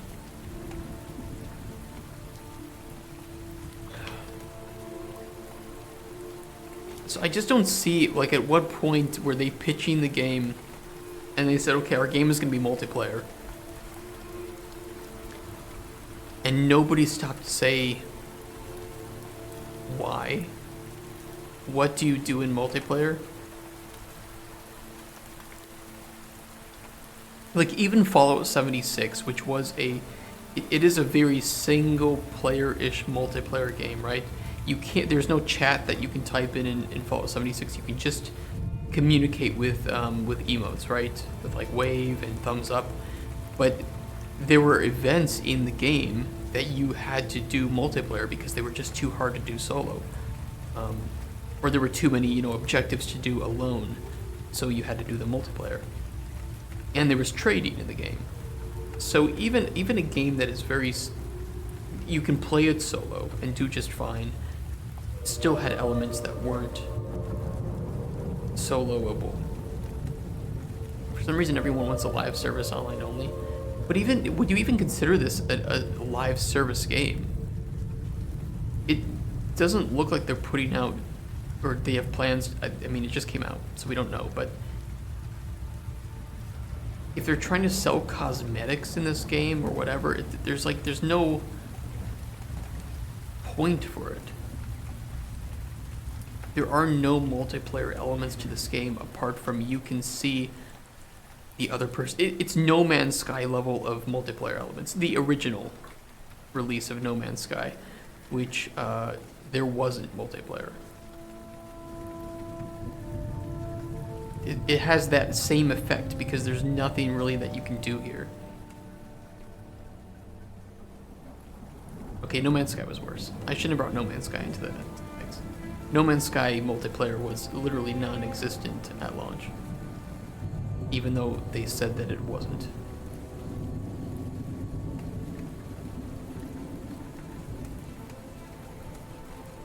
Which I still think is false advertising.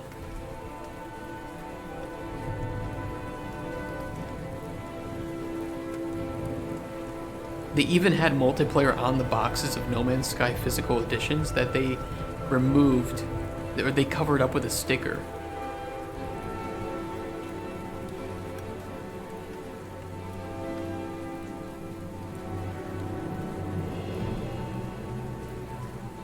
They put a sticker over the online play to cover it up, which I just think is absolutely hilarious. This is what's on there, and underneath the sticker is the Peggy 12 with online play. Oh god, it's good shit. It's good stuff.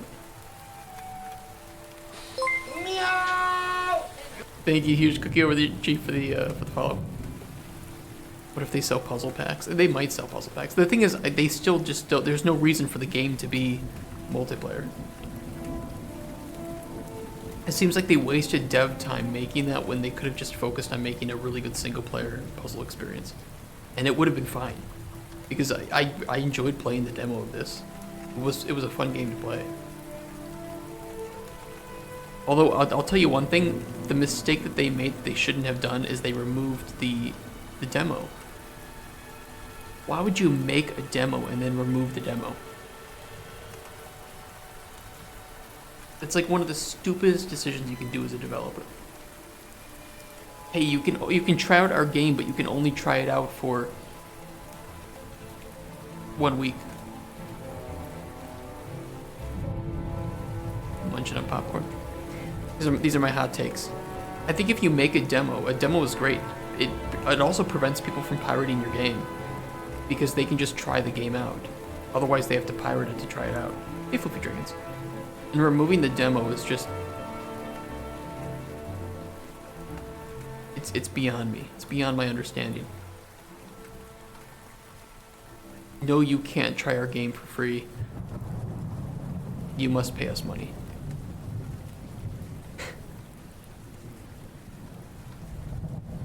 So stupid.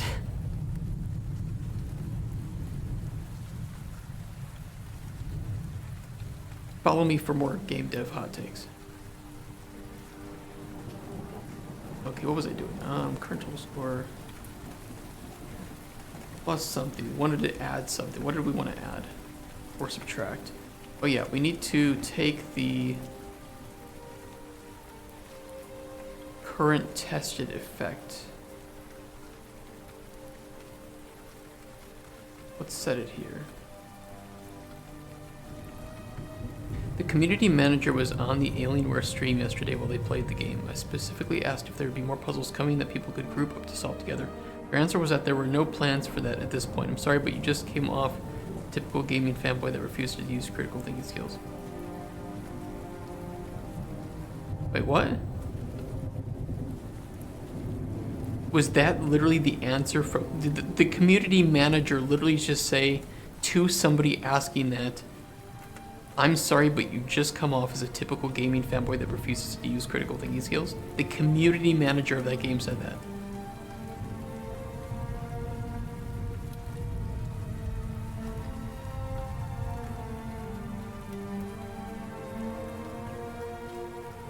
That was part of a post? Oh, okay. I was gonna say, if a community manager for a game literally said that... Oh boy. Okay, you scared me there. 'Cause I was about to get into some drama. Oh, I'm actually kind of sad that there was no drama there, but that still is that really sucks. There's no plans to have puzzles that require multiple people. Then why is it multiplayer? I mean, I think when we were playing it, I said that it would be very difficult to do that just in case there were server issues or there weren't enough people to play the game, right? And you needed, let's say, 4 people to solve a puzzle and there weren't 4 people playing the game is essentially dead. So if you don't want the game to die completely, just make it single player or make it offline. And don't have those co-op puzzles. But then if it is online, I don't know, there's something weird with the production of that game then. The game ran well. I didn't have any bugs. It was on the dev stream that the dev claimed there isn't any extra plans. It sadly just has multiplayer, probably a DRM feature instead of any actual reason.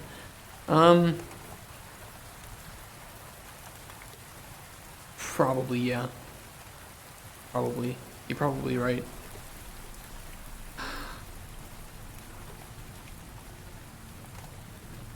I will say that all of our games at Microraptor, because we don't plan to make any multiplayer game like that, but let's just say for any game that doesn't have multiplayer in it, we'll only have Steam DRM, which is just the out-of-the-box DRM that you get when you publish a game on Steam. So, yeah, if you want to pirate it, I would prefer that you didn't, but go ahead. And hopefully in the future you can afford our game. But I get how it is, right? And I do want to put demos on all of our games. So if you want to try our game, you won't have to pirate it to try it out. But if you don't have money, I understand, and I'd rather that you enjoy the game for free than not play the game at all, personally. There's my hot take. Given how underdeveloped the multiplayer aspect of the game is, the devs are probably keeping the door open to post-launch monetization through cosmetics. Yeah, I agree, just have a demo, yeah. I think that's solved. I think people primarily pirate for 2 reasons. Or let's say 3 reasons. And there are only 2 that I really care about. Number 1, they want to try the game. Number 2, they can't afford the game. And number 3, they don't want to buy the game. And you can never convert the people really that don't want to buy the game in the first place. But you can convert the people who want to try the game or don't have the money at the moment to buy the game. And it's really easy. This is the one trick that developers and big publishers won't tell you as a developer. If you want people to end up buying your game, you don't shit on them for pirating your game. Simple. Make good game, make it affordable, put it on sale sometime, and you know what? Most people are going to buy the game. Who want to.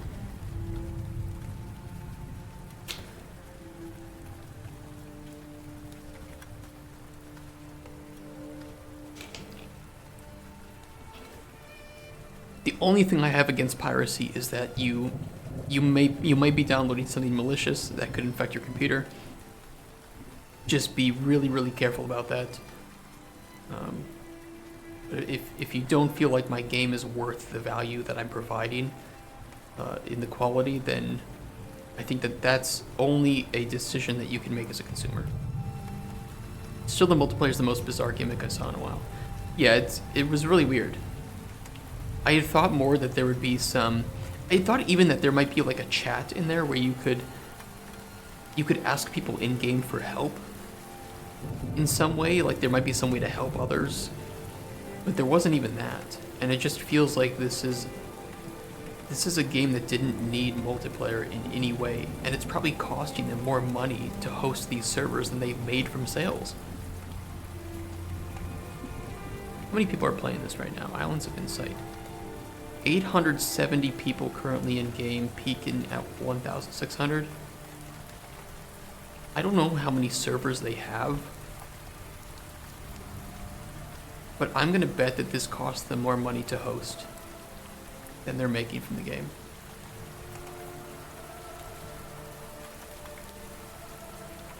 Or if it isn't now, it very soon will be.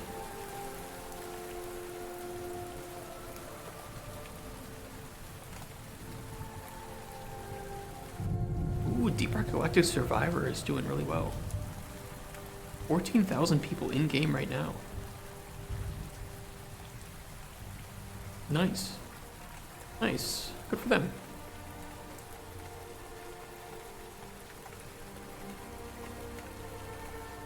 Okay.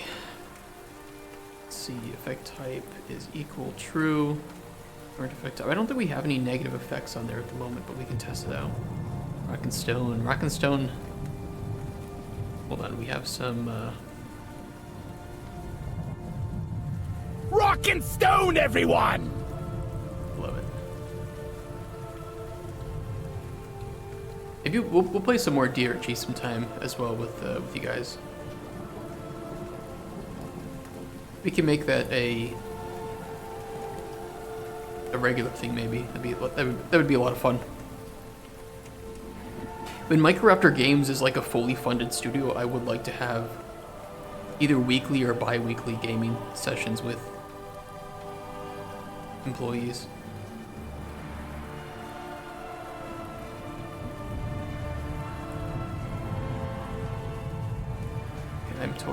I'm getting sidetracked by everything. And a whole bunch of hot takes, which I like having. Hot takes are good.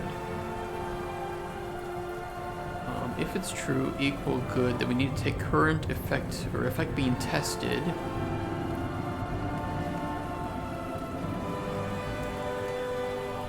Wah, wah. 30-second plank or wall sit. Let's see. Let's do a wall sit.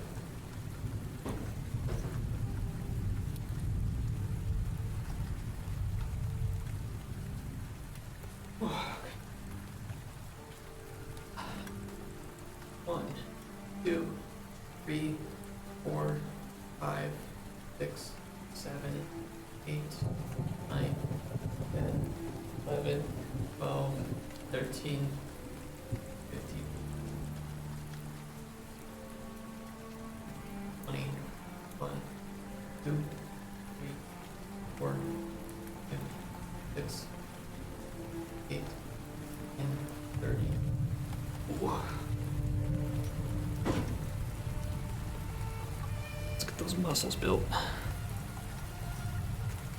This is for, I squeeze watermelons between my thighs and put it on my OnlyFans. So, you know, that's why I do wall sits like that.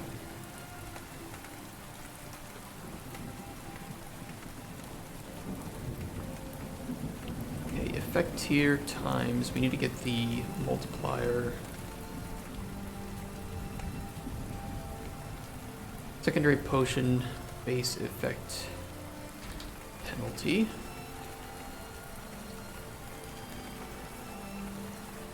I don't have an OnlyFans, by the way.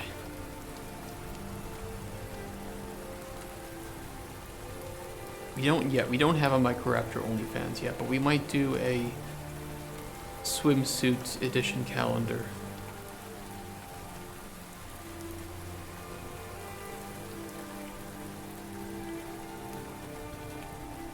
Only Raptors. You guys know, you have a reference to Riley? What do you mean? Oh, wait, do you know Kit Boga? The guy that does He wastes scammers' times, like from India and shit. A full body picture.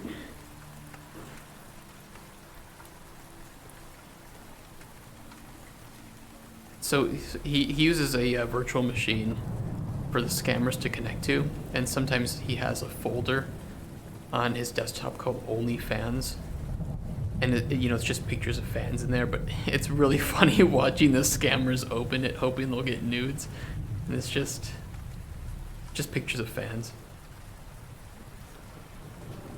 I did have a quick mock-up of a plushie.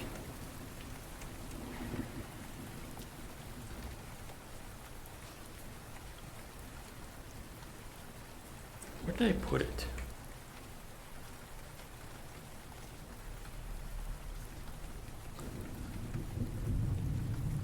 Hold on, let me find it.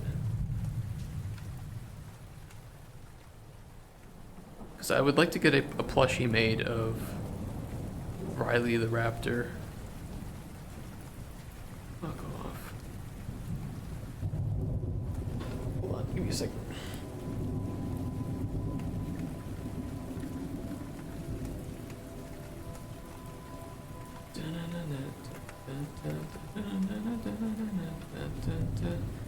While using this app, log into new device. Yes, please. Start talking. Well, I can't talk because it's a website, but thank you, Discord. My images. I think this is the one.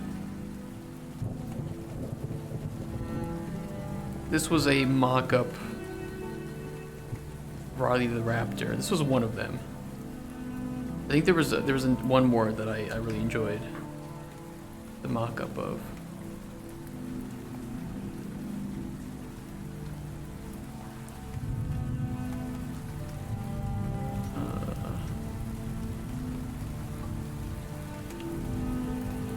No, that was the main one, I would say.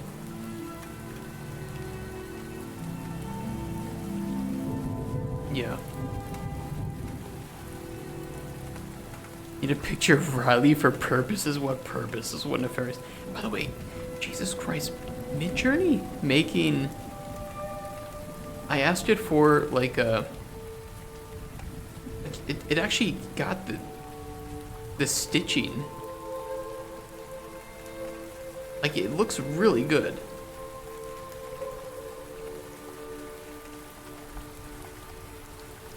Getting the materials correct on this was pretty insane. Yeah. Right? Right? I mean, there are like small things that look kind of weird, but especially with the stitching, it's pretty impressive. I was very impressed with it.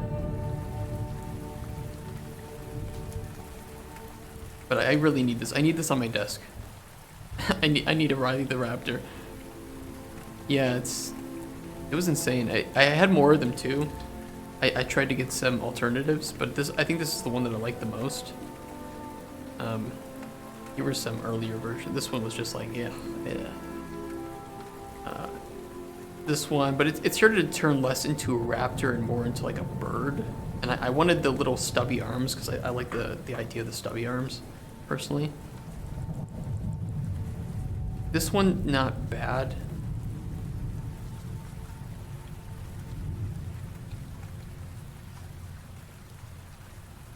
But they're not, and this one is just like unrealistic to have made. You can't, there's way too much detail for this to be a plushie. So the only one that really seemed like it could actually be a pretty good looking, cute, realistically made plushie would be like this.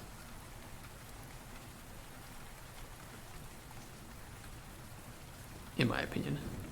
Of the ones that I made, right? Because maybe I can just get some more made, but it's pretty nice.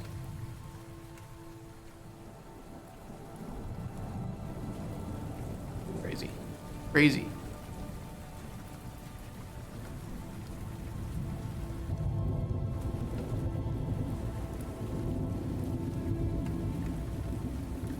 let's multiply that by the effect here, and then we add in earn total score here.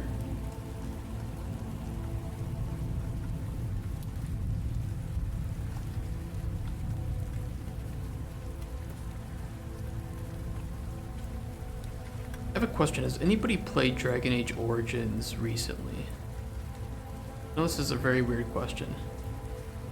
The reason being, I think the story and the characters are great, but the gameplay I think is a little hard to get into for somebody who's kind of casual to games like that. It was easier for me to get my fiance into Mass Effect, right? And she could hand the controller over to me for any battles that were really, really difficult for her. I'm just wondering if, for somebody like that, would Dragon Age, Goofy Dragon's about a year ago, so maybe you could answer this. Would it be terrible to try to get her to play it? And the reason I'm a little hesitant too is because Dragon Age Origins I really like. Dragon Age 2 just kind of, it has some, you don't have that consistency, I think, between the games of Dragon Age as you did with Mass Effect. So it is a similar experience, I think, to playing Mass Effect, but still a bit different in some pretty key ways, right?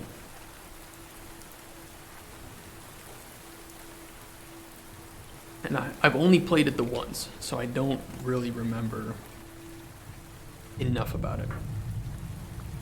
And I could never finish Inquisition because their world design was... Somebody got too inspired by an MMO when they were playing it. Alright, now we take the current total score.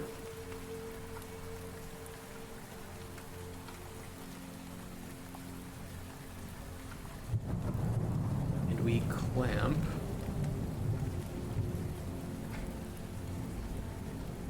Minimum 0, maximum total possible.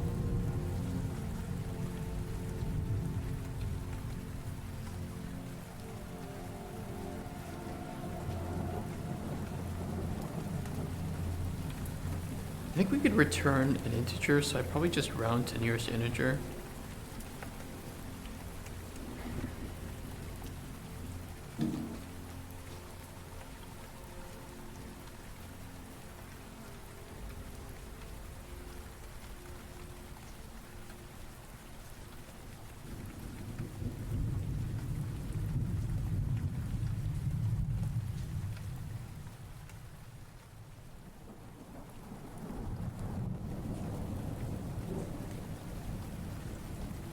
Just in case.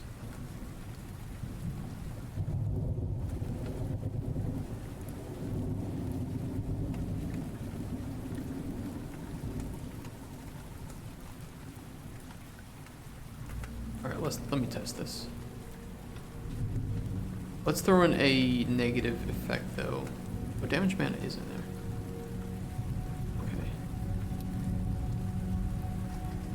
With secondary effects desired, penalized, any negative. Let me throw... Yeah, okay, that's perfect. That's perfect, actually. No, this is not perfect. It's not!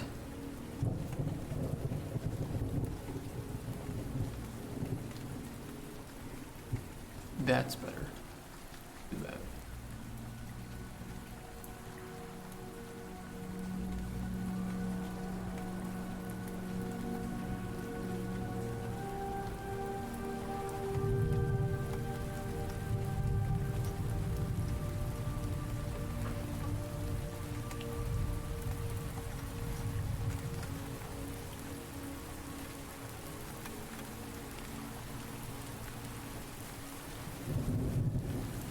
Okay, max score per effect is 5. We know this was working as intended.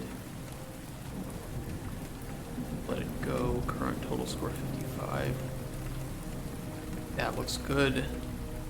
Now we need to penalize, and we're going to penalize the damage, mana, and weakness to magic. This should result in 10 points being subtracted.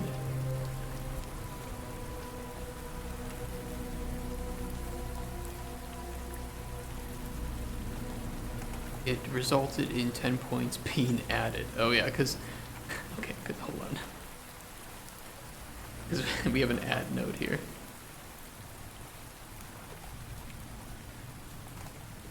Oopsies. Oopsie daisy.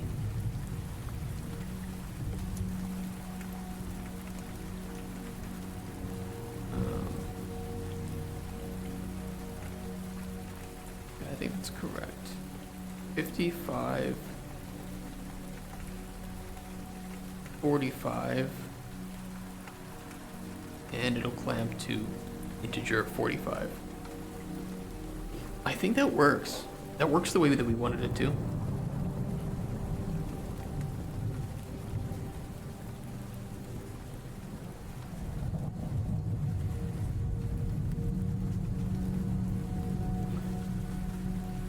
Let me put in one more effect that we don't have, because if it's missing an effect, we shouldn't get those points. So let me make one more test here. And what is a... some like invisibility, right? Would be a good one to test. Grab invisibility.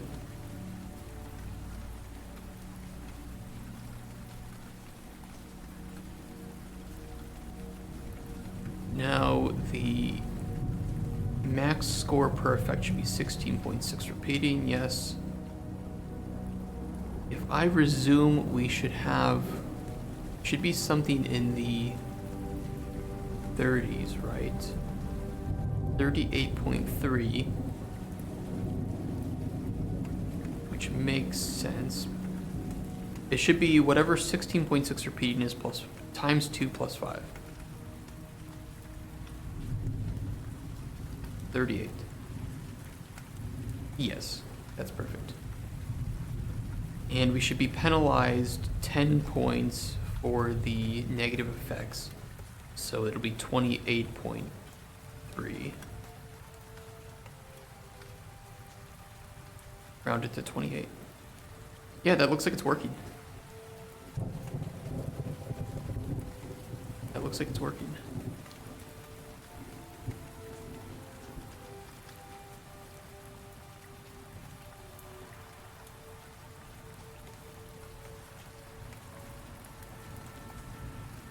In which case, if I can find the potions we made yesterday and feed them into both of these functions,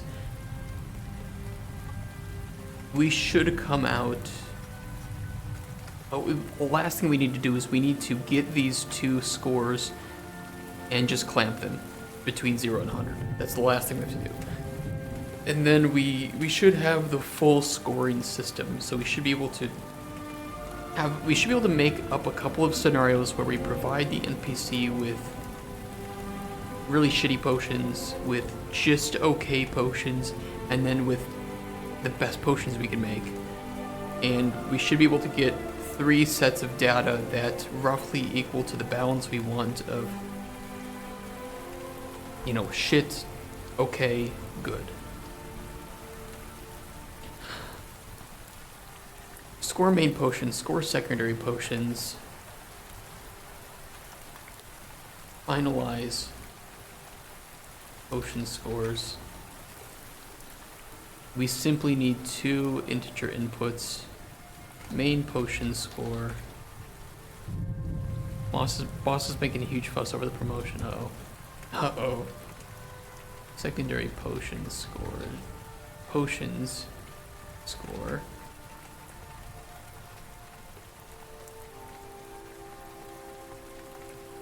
I think fuck there's drama at work.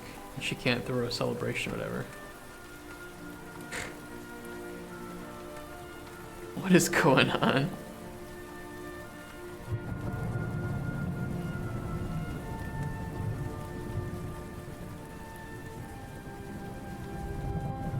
Apparently managers 3 levels above us were skeptical I should get the promotion. Man, I hate places that are really hierarchical like that. It's just me though. Just a personal preference.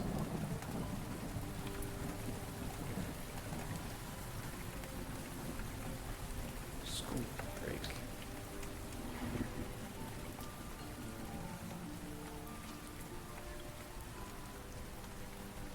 Total score minimum. I mean, you're working in a bank, right? You like hierarchy, it works. I don't mind some hierarchy, but I prefer flat structures when I'm working at a place. Like I don't mind if somebody is designated as being in charge of something like a department. However, I do mind when there is some rigid, penalized structure that if you don't follow it, you get in trouble. And it's not like this is bad. This is just my preference of places that I prefer to work. You know, there's someone higher up who can help push shit. I mean, yeah, that feels good when you're working at a place with that. Yeah. I like being the one to push it. Like, look, it just needs to be done. I'm doing it. And if I work at a place where people get in my way of that and put artificial barriers in there because they want to be a part of it, no, fuck that. I like to hire, you know, and work with people who, if you see a problem and you know how to fix it, go ahead and fix it. You know, if you need to ask for help or you need to just make sure you're not fucking up someone else's work, go for it. You're adults, I expect you to know what to do. And if something messes up, you just take responsibility for it and we'll fix it. No harm, no foul, everybody makes mistakes.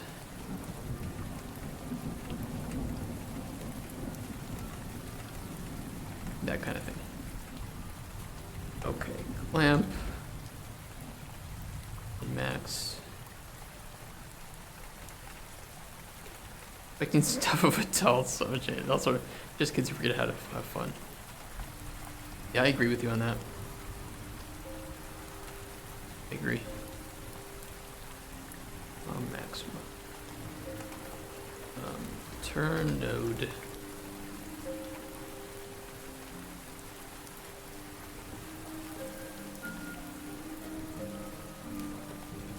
Lamp score.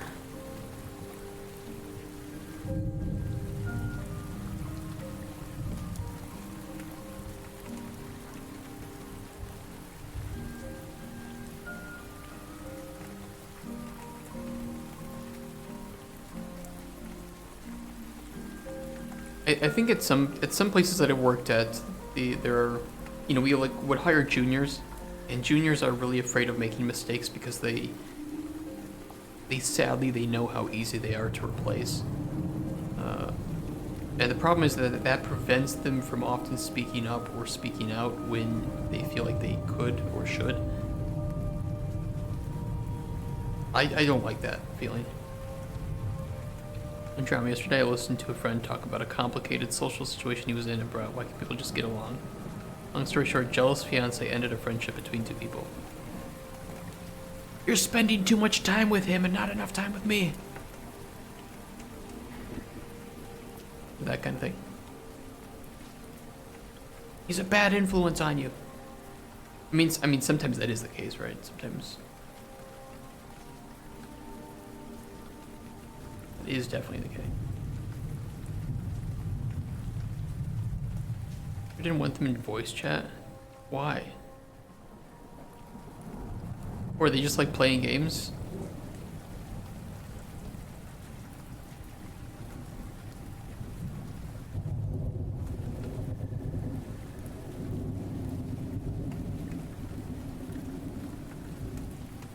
Planning collabs and shit.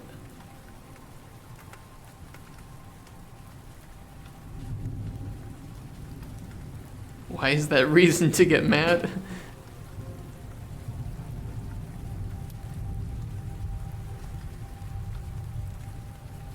I mean, I know that. I'm asking rhetorically, right? Because some people are garbage shitbags, yeah.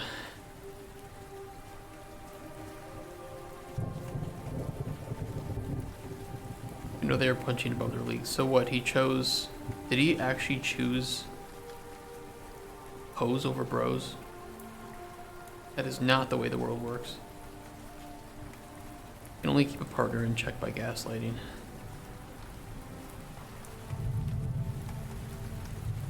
Yeah, relationship gaslighting is real, that's for sure. I'm gonna... I should put comments on this, yeah. Should do that. Let's put comments on our code, guys. Come on, we can do it.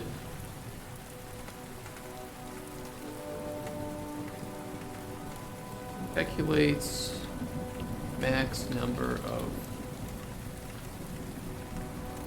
points possible from secondary potions, and then max per desired effect.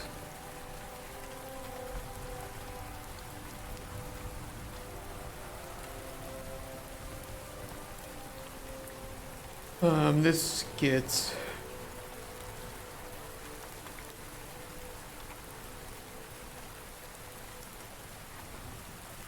sorts all potion effects into one big array.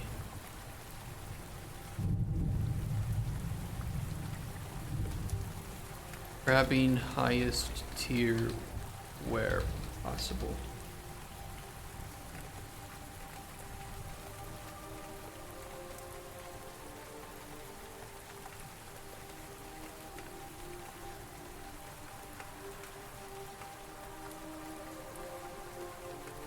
Checks if desired effects are met, and also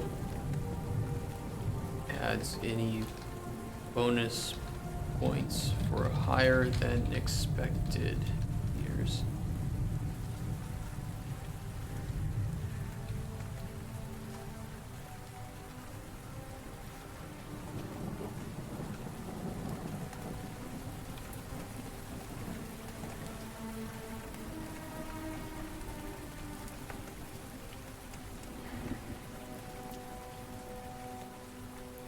Checks for any undesired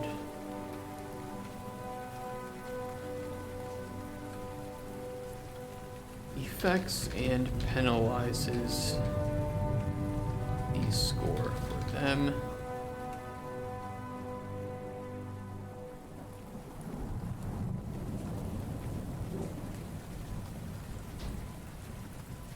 Clamps and returns the total score or secondary potions.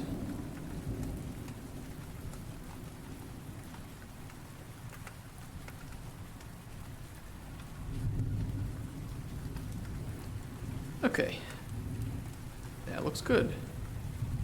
That was actually a bit more work to score the potions than I thought it would be. I'm actually surprised that we managed to do that, to be honest.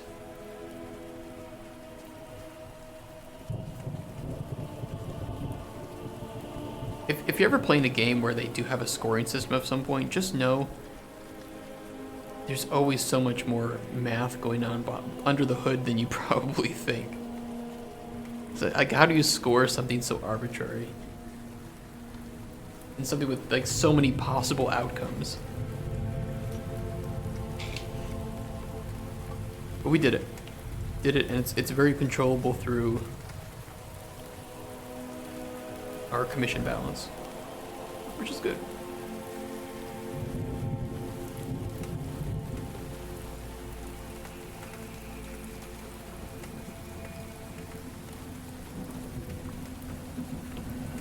We didn't actually use any secondary potion. I'm just gonna delete that one. We don't need that. Where's secondary potion? It shouldn't cause any issues. Delete that.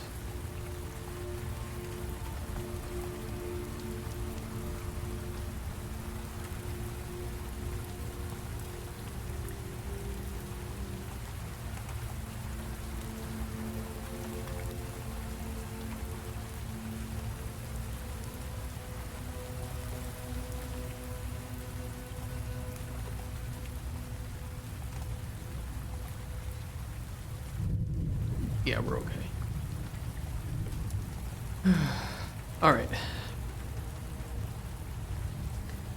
Let's test 3 scenarios. So I keep deleting it, but where are our thresholds? And I'll explain to you guys what we're looking for.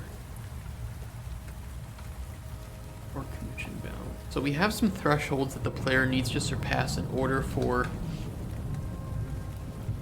subjectively good and bad outcomes to happen, right? Getting a 0 is not always bad, getting a 100 is not always good. But if we have a score and we have a scale, we can tailor the results to the design, right? If we can reliably get this, we can kind of invert it if we need to. Like an example is if some assassin comes in and you refuse to give him any service, he's gonna, the score will be 0. But that may not be a bad thing if you were doing it morally because you don't want somebody to get poisoned and die. So it may be a good thing to have a 0. But for the sake of data, we consider it a 0 because it's consistent. 10, 20, 35, 60, 80. So we have like 10, 25,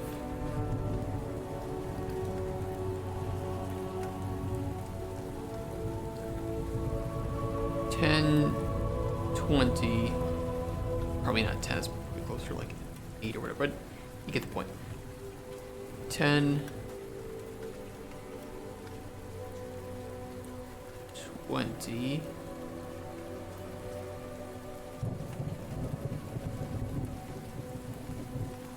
say 35,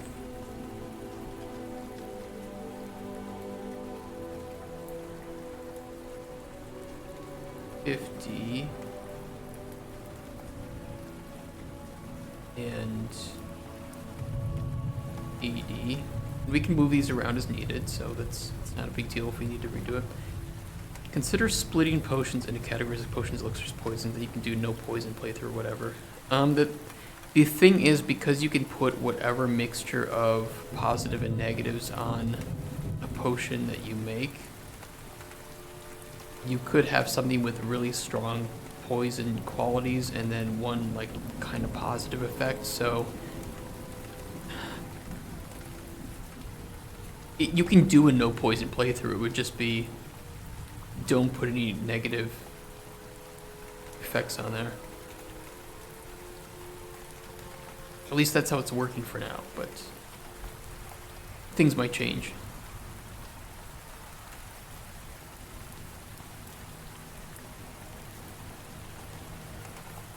We merely need to illustrate the point that we're trying to make, I would say.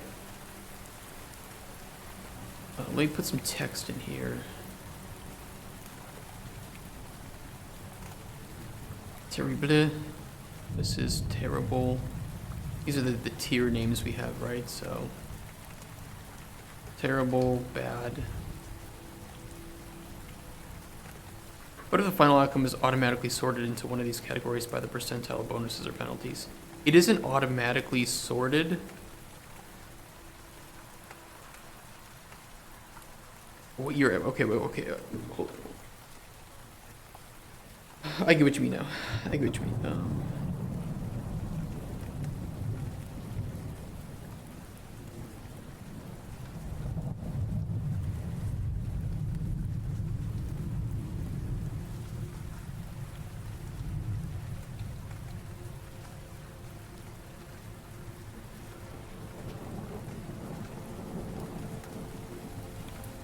It would certainly be easier to do it that way. It would definitely be easier to do that way.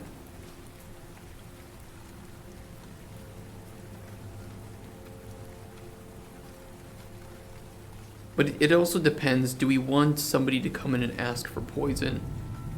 Or are we looking at the words poison and potion more semantically. So does somebody come in and ask for poison that does X, Y, and Z effects? And the semantics of it just imply that it is a mixture with negative qualities.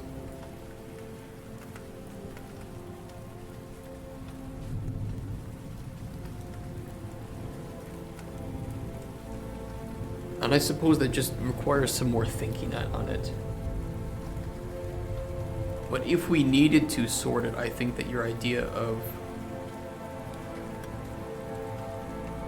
if there are more negative effects or just a higher total tier of negative effects on this, it's considered a poison. Someone asked for poison clearly meant for harm, and you misguide them into thinking it's poison but sell them plain water.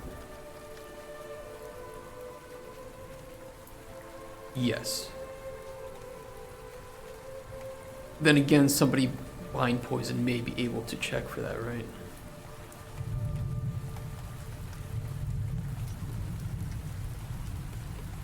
But that would be narrative driven, right? Yep, shivved by the mafia. Yeah.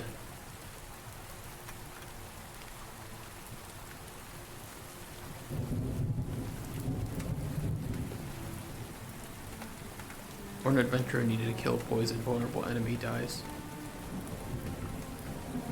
Yeah, that could be the case. On and off today? Yeah, no worries. That could be the case where, you know, that's where the thing that I like about the idea where you almost, if you want to play a morally good character, or even if you want to play morally bad and you want to be evil, you can't be 100% sure, but by asking relevant questions, you can start to get an idea of, okay, this person is asking for poison for legitimate purposes, right? Like some pesticide, right? I have these giant things eating my crops. I'm gonna put some food out and poison it for them.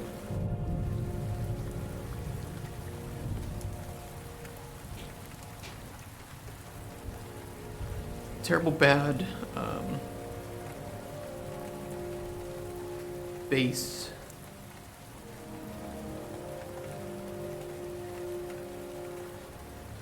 It must be that one story where a person at Starbucks asked for soy milk, the barista ended up giving whole, and the person's ulcers acted up. The barista thought that the person was being pretentious. So it's not up to the shopkeeper to judge morals. Well, it is in this case.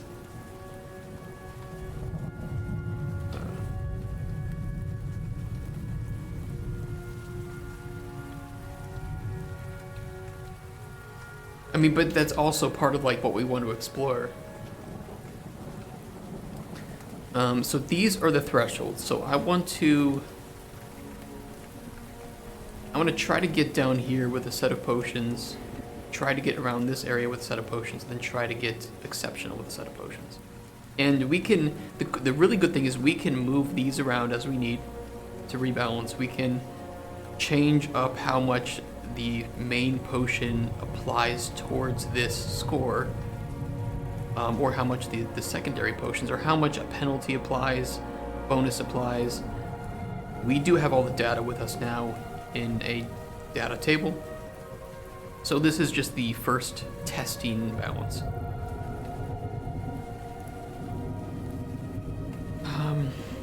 Let me grab from yesterday.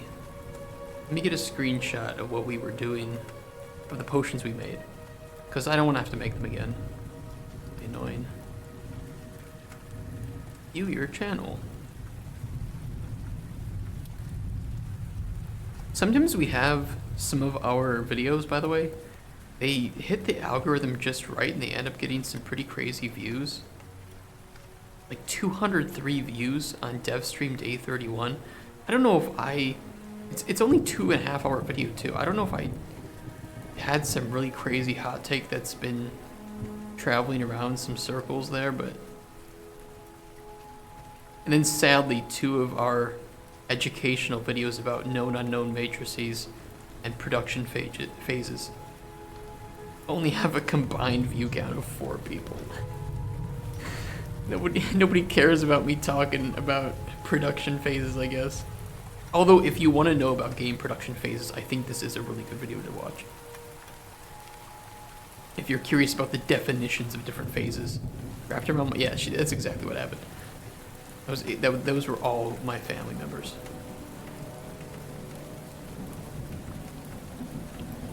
We're getting pretty consistent views on some of our... Actually, I think our Dragon's Dogma playthroughs were getting pretty decent views too. Talos Principle 2.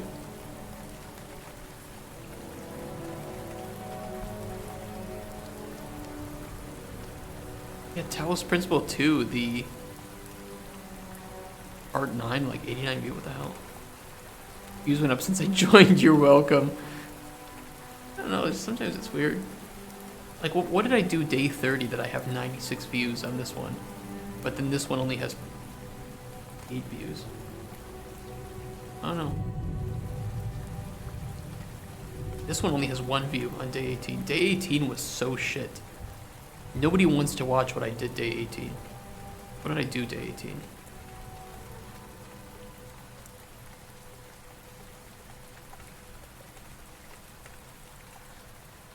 Who knows?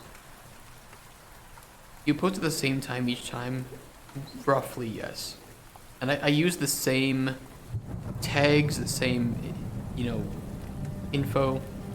Most of the time, they're random people who get recommended the videos, and then they only watch like for a couple minutes, right? So most of the and I don't put the videos up here. I'll be honest, I don't put the videos up here for expecting people to watch the whole things, right? I put them up here because I like to have a history of showing this, and because later on I can use these videos to make highlights, which I think will be more interesting to watch.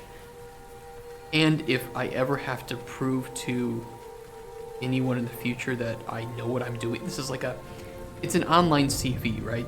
This is my curriculum vitae, my resume. I know what I'm doing, I know how to make the things I'm doing. Here's proof. So, I don't expect people to actually watch the full videos of these, but I am curious when something hits, you know, like 200 viewers for no reason. There's no views on day 12. Nobody wanted day 12. Stream. Shitty day. Let me look at yesterday, though. Where are the potions I made? It was testing. Here they are.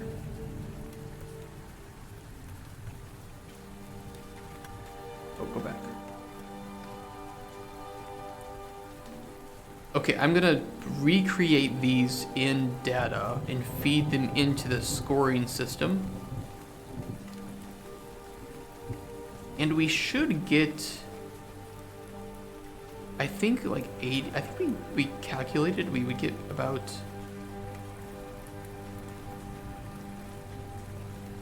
we get 88 scored. Let's test it.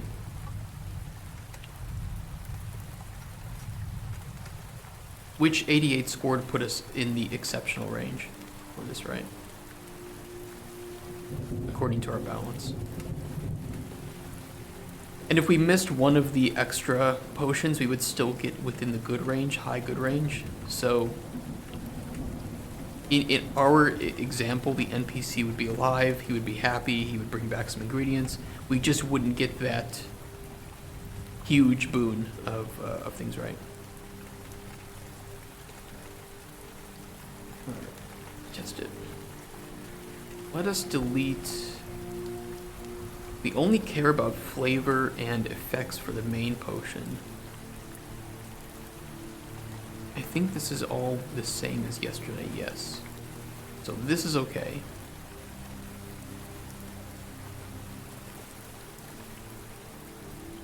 Secondary, and then we have one. Something with score. Finalized potion scores. Main potion scores, secondary potion scores. And then we will print the clamped score.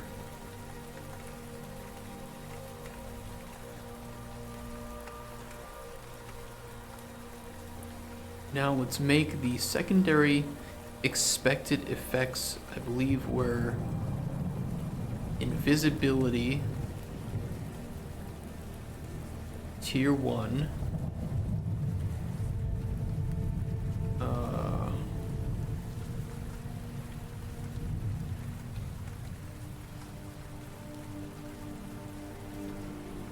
poison, cure poison and resist poison, the other ones.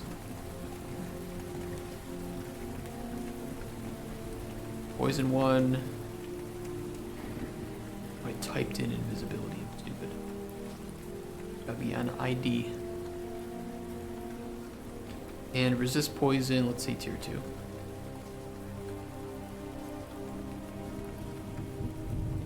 Alright, and the potions we provide are... We only care about the effects because we don't give a shit about...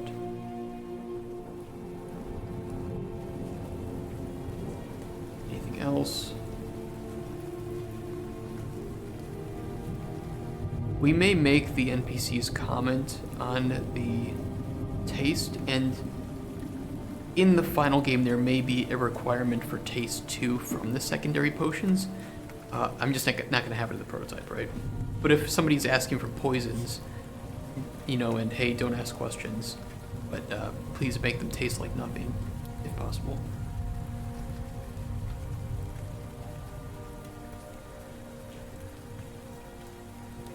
I'm not really sure how we control that, but we know that our flavor system is still undergoing some work.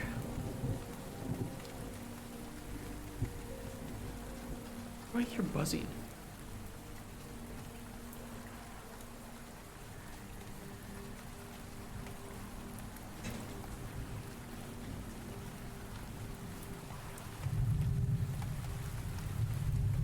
Somebody in an adjacent room, their phone is so loud at buzzing that I think it's mine. Absurd. Okay, cure poison. Fortify block and restore health. Unblock.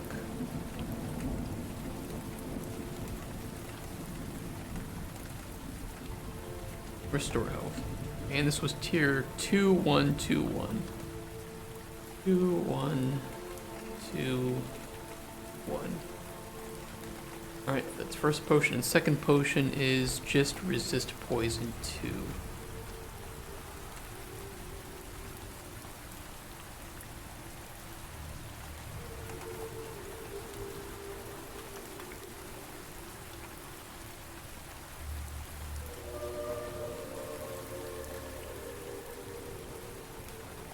Okay, I think that's good.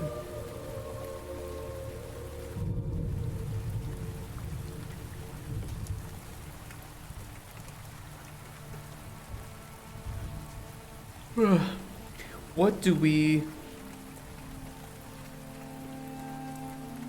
expect the final one should be 88, right?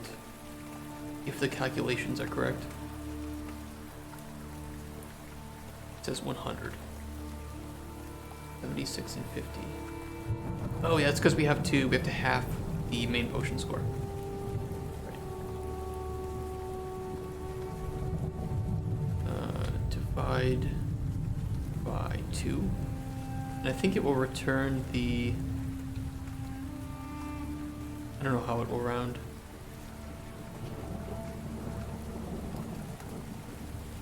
I can subtract 1 right now and try it actually. We'll see how it rounds.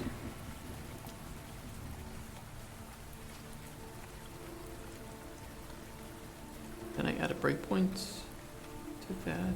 No, it would have to be this. Minus 175. What?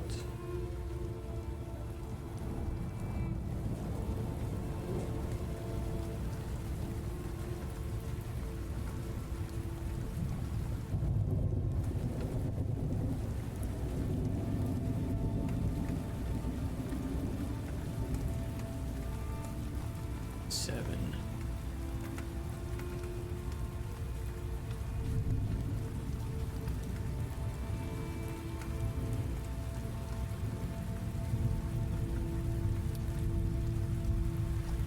I don't know how it's rounding. I think it's fine though, because it should be 88 probably.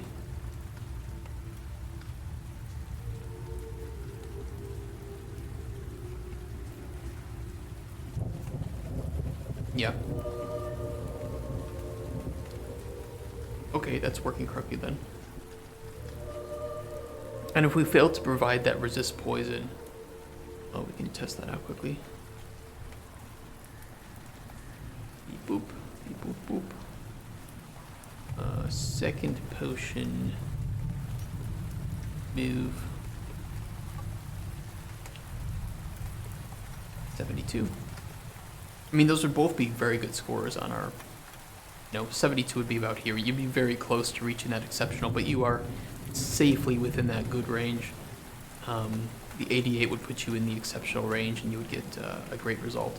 And that was us yesterday. That was us actually trying to play the game as intended. I enjoyed the puzzle to it, and trying to create positive potions. It wasn't very challenging, but it's not meant to be. It's just meant to be a small little puzzle minigame. And this one was pretty easy, but there might be some difficult ones that appear depending on the requests of the individual. So yeah, this was nice. Now let's try to fuck it up, and let's try to do the bare minimum. Those would be my 2 next attempts. Fuck off Windows Update.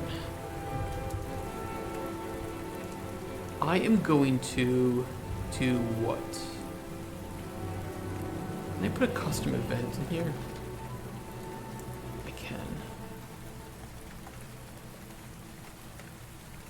What would I call custom events from the level?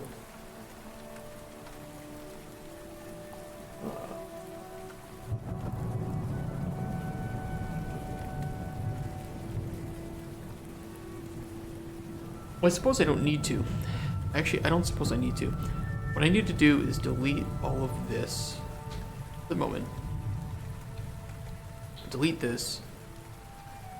And we are going to mock up a little bit here.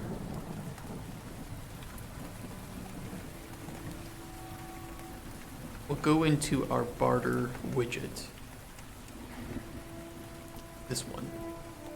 And on the offer button, when the player presses it,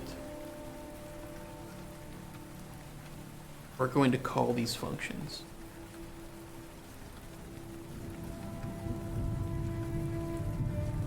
So we know which potions are in the barter potion list, right?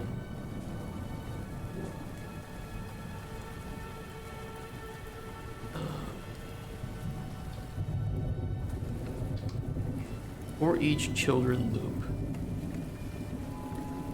ask to barter potion widget, I believe.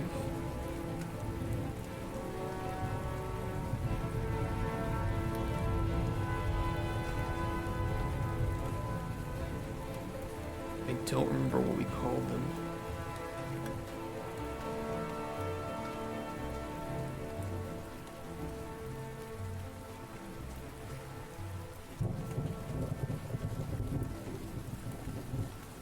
Potion data and potion type.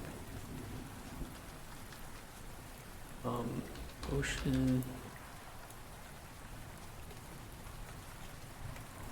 I'm just gonna put it all here for the sake of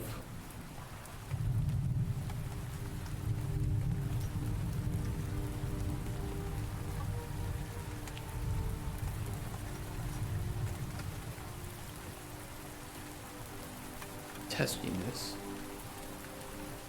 On main, score main potion.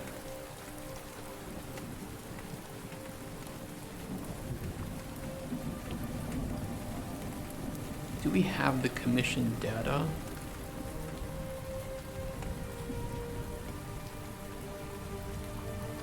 It's not that one. It's the NPC needs, right?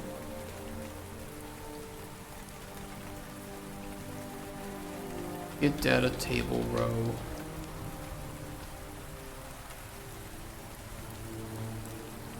NPC potion needs mage.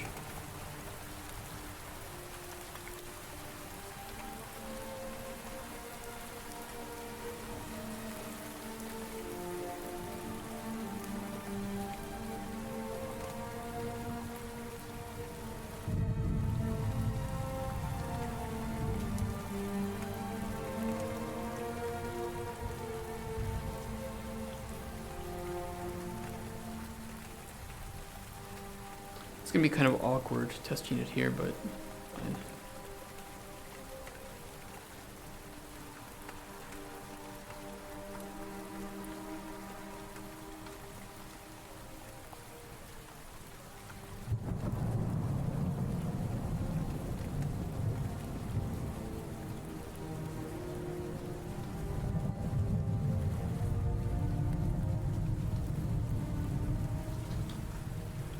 Get potion data.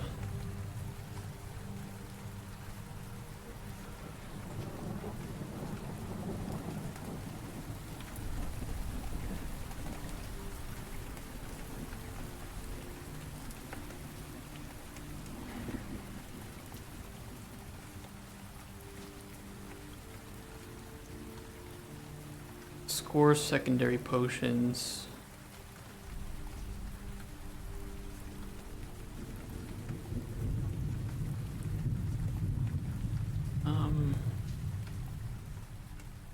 It's really awkward to put it here. It's kind of shitty.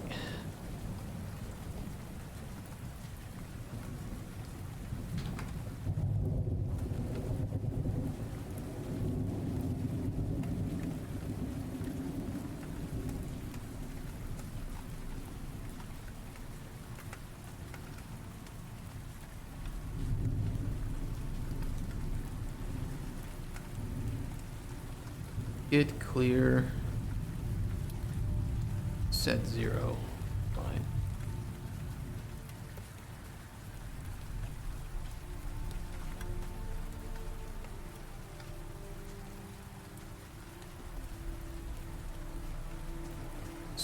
Not score my potion. Score.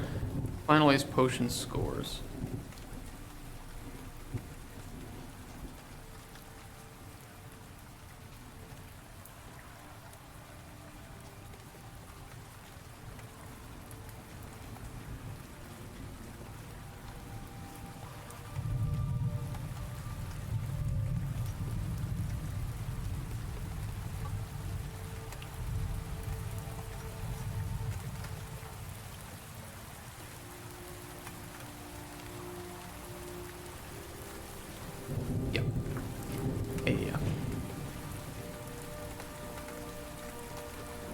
Okay, this should at least mean that I can now make the potions as I normally would with the gameplay. And when I go to barter, we don't really have, you know, the bartering system. The money isn't a thing right now. But we can at least press this button and it will test out our potions and then print out the result, right? That's mainly what we're concerned with.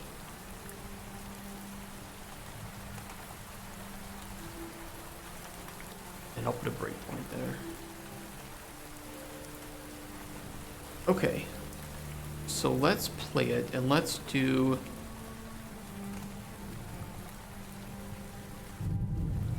Let's do kind of a bad job here. You are eating all the pop. You're actually making me want some popcorn, huge cookie. I really like popcorn.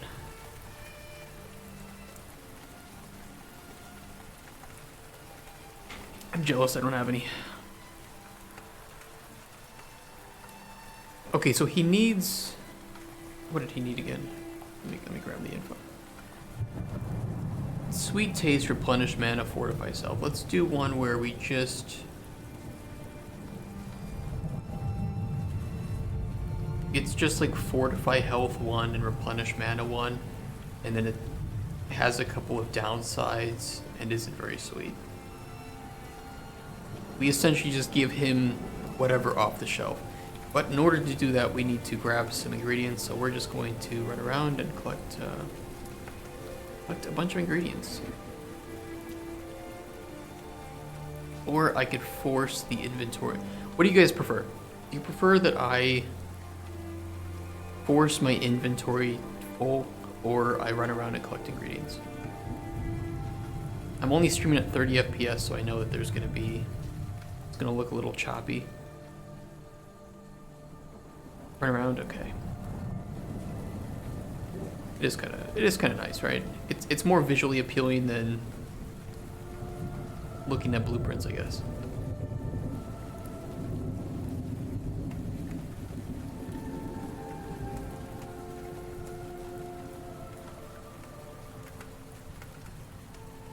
Any other mushrooms around here? No. There is this, though. How fast is our day-night cycle right now? That's not very fast. And you'll at least have a feel of how much effort it is. That's true. Yeah, you're right. That's a good point. I mean, we did that yesterday, and it seemed we had more than enough ingredients after 10 minutes of running around. But I know where everything is, so it's not a very accurate representation. However, I do not really know what these do. I kind of forget the effects that I gave them, so there is some exploration, discovery that needs to happen.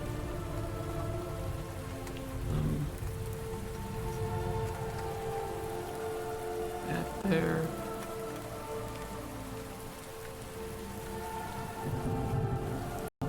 And I do have some walls up here. Sorry, I know invisible walls suck, but it's needed for a prototype level. So you just gotta be aware of them.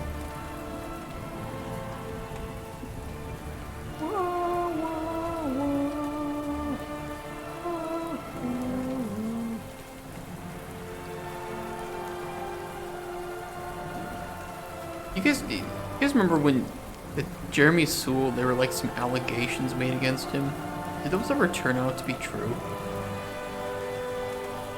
Like the whole reason that he's not making Elder Scrolls and Fallout music anymore, because of those allegations.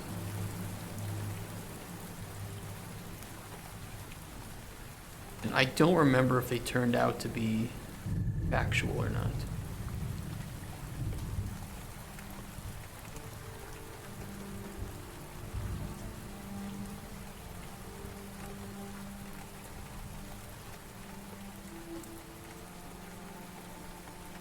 Let's grab some of these. Grab these.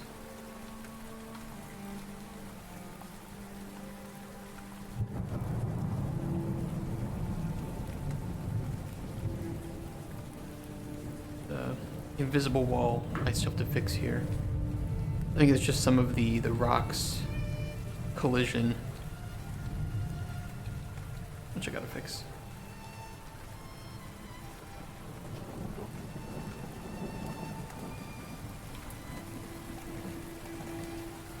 Shadows look nice on that. Powerworld Devs Mega W. What is that? What's the title of that? Because I can watch that after. What's minute 30? Okay, let me look at it. Let's look at it.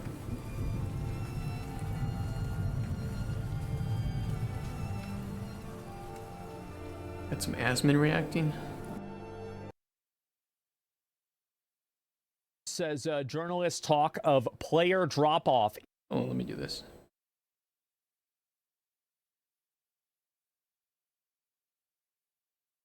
Palworld Dev says journalists talk of player drop-off is lazy, and it is fine to stop playing games once you complete it, unlike most games as a service games. So it's looking like Palworld is a dead True. game, and so yeah, I Palworld is. I hate seeing these every single fucking time a single player game comes out, 2 to 3 weeks after it's launched, no matter how popular it is, there's some stupid motherfucker who writes some bullshit, lazy ass, retarded article about how people aren't playing it anymore. And it matters absolutely nothing. Has lost 2/3 of its players. I get really triggered by articles like this because it means nothing. People play a single player game. Most players will play it once, and then they will move on to the next game, or they will move back to a live service game that they play. That is fine. 2 weeks. And so if you look at the graph is going down. We caught them all. We don't have to do it anymore. And still popping off dead game. Yeah, but That's still incredible. It's still an incredible number of players. What is it at right now? Where's Power World? 400,000 players right now. That is still ridiculously high. Most games on Steam do not have that. That is, right now, the 3rd most played game on Steam behind Counter-Strike 2 and Dota 2. There are more players playing Power World still, right now, than PUBG, Apex, and GTA 5. That's ridiculous. And even Helldivers 2, its 24-hour peak at 190,000 players, still doesn't even come close to what Power World's current player base is. The fact that some idiot, Paul, I think his name was, Paul Tassi, felt the need to write an article about this. Go to hell. of its players in 2 weeks. And so if you look at the graph is going down. We caught them all. We don't have to do it anymore. And still popping off dead game. Yeah, but it is a dead game now. So this is from the community manager at Pow World. The emerging Pow World has lost X% of its player base. Discourse is lazy, yes, but it's probably also a good time to step in and reinsure some of you capable of reading past a headline. Okay, so that I love that capable. Those of you capable of reading past a headline. It's an early access game. You know, your mandatory game dead hit piece, exactly. My corruptor changed into Trigosaurus Rex. Holy shit. Oh, I need that. I'm gonna name it that from now on. I've entered my Trigosaurus Rex mode. It is just lazy. It is an absolutely lazy. It is, as Katagato says, it is a hit piece. And it isn't even a good one. What was the game that came out? What was that vampire shooting game that came out? I think Ubisoft made it. What was it called? It's a completely dead game now. Redfall. Thank you, Redfall. There are 15 people in the game currently.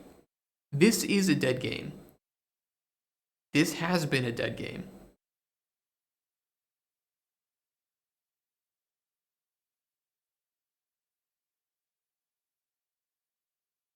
$15, that's way too high, yeah. Power World, sitting at 400,000 players, is not a dead game, and it is an early access game. It is lacking content and depth. And it is still that high. You know that the moment they announce a content update for Power World, that shit's going back up to 1 million. You know it, I know it, everybody knows it. Imagine 6K people buying this coverage when the game is on Xbox Pass, true. that's nobody's gonna hear this. That it's fine to take breaks from games. You don't need to feel bad about that. Power World, like many games before it, isn't in a position to pump out massive amounts of new content on a weekly basis. New content will come, and it's gonna be awesome, but these things take a little bit of time. What would be a good comparison to Power World, where you have early access single player game that pops off, and the spikes are when new content comes out? What would be a really good comparison to that?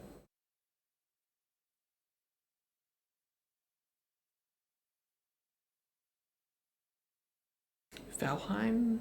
7 Days to Die? 7 Days to Die. Valheim would be pretty good. I don't think Baldur's Gate. I mean, maybe, but it's it wasn't new content necessarily, right? Doing it for 12 years, that's true. I mean, I don't think 7 Days to Die is a bad game. They don't have... It's not really consistent updates, it looks like. Or if it is, you don't really see those spikes.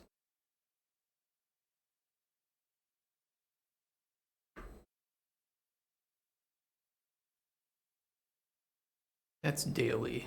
We need like content spikes. I mean, you can kind of see. Actually, fucking 7 Days to Die is popping off. Holy shit. There are more players of 7 Days to Die now than there ever were.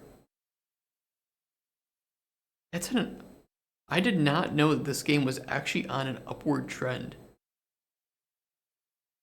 The last time I played it was like back here, right? Like early days. All right, you know, good for them. I did not expect that. Yeah, I mean, I kind of just thought it was kind of a niche game, but that ain't niche. I mean, it might be niche, but it certainly isn't unwanted. Why doesn't it show updates on this? I thought SteamDB usually shows updates, but either way, I mean, this is, you can absolutely see, it looks like these big spikes are when there's like some big new content update, right? I would say probably this here. Well, this was a Humble Bundle. I mean, this is how Palworld is going to look. It's going to look very similar, actually, to Path of Exile. I would say is a good example. Even though it's a live service game, it's going to look exactly like this. These are leagues. League comes out, big spike, and then players drop off. New league, drop off. New league, drop off. This is going to be Palworld. New content, people play it, people get bored of the content, new content, and eventually it's going to settle, right? Especially once it fully comes out, it will settle. Also not fully on Steam. Yeah, I think there is a standalone launcher. I think most players play it through Steam, but there is a standalone launcher. Pretty fucking consistent. Show Diablo 4. Okay.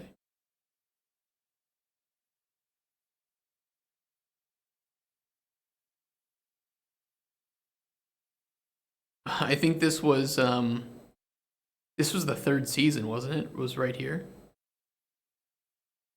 It got a bit of a spike from third season. I think this was release. Free week, release. This might have been first season. I don't actually know. When was... No, it wasn't. Was there no third season? Oh no, hold on. We go back further. This was release. This was free week and I think first season, right? D4 season 1.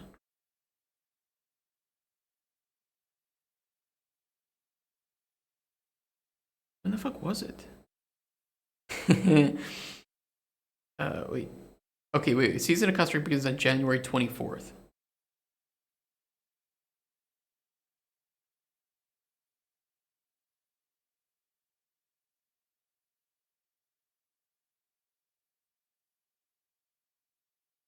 Oh, that's season 3. Season 3, Season of the Construct is January 23rd.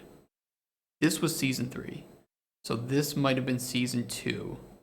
And season 1 wasn't on Steam yet for season 1, right? I don't fucking remember.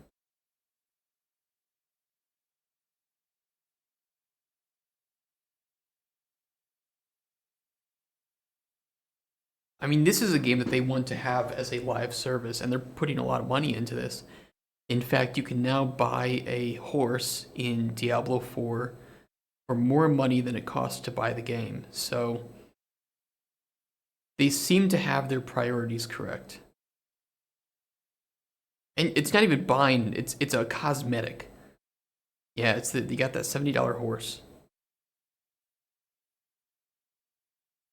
If you need more stash tabs, they're not coming, but you can pay more money for a cosmetic horse than you can for the game.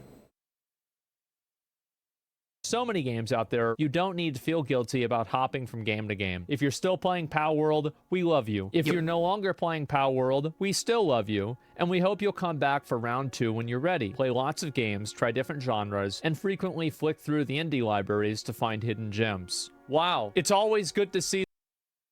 Absolutely based response. That is a that there's huge normal W. people that are on the internet, isn't it? This is just like a normal, well-adjusted person that's not emotionally attached to the intellectual property of a multi-million-dollar company. Isn't this weird? Wow. Who could have ever imagined something like this? That is the exact perfect response. Thank you for playing our game. We hope that you'll be back for future content updates, and in the meantime, go play some other amazing games. That's it. That's all you have to do.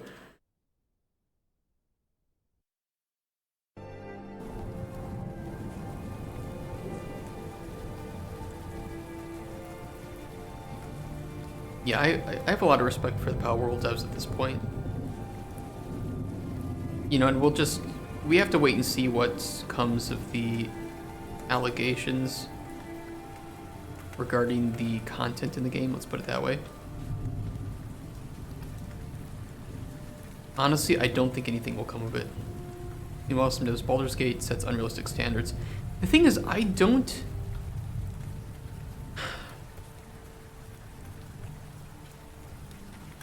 100% disagree with them, but I think that the way they were wording it, and the way that they were attacking the game was coming off as they didn't want to have a discussion, they wanted to make a point. I think it's fair to discuss whether or not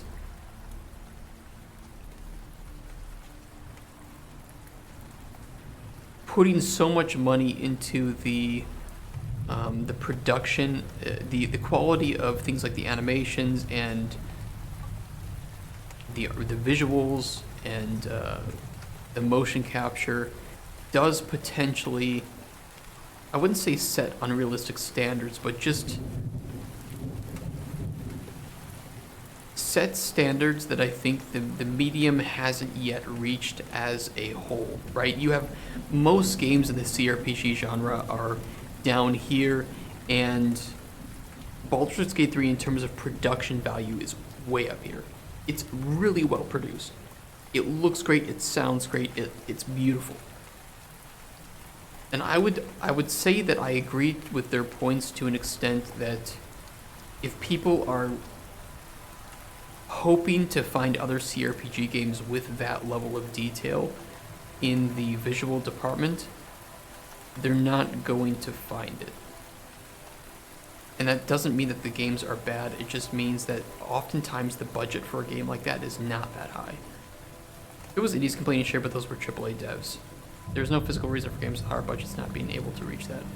I agree with you. But I think that it was not... I don't think the discourse from gamers were exactly understanding of that. And it was more devs are attacking Baldur's Gate 3. And really it was more... I think some AAA developers went viral because they were trying to express a point that they didn't articulate as well as they should have.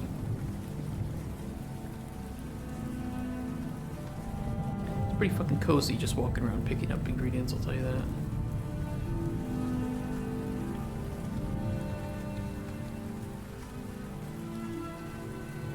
I wish the game ran better in editor, but it's a little performance hungry. Because our studios kept pumping garbage recently. Yeah. I will say that I think a lot of people who play Baldur's Gate 3 are new to the genre.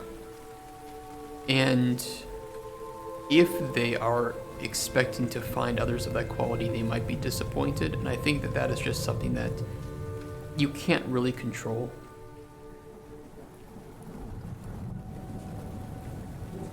It just is what it is. you know? You know, I really like Owlcat and the games that they're making.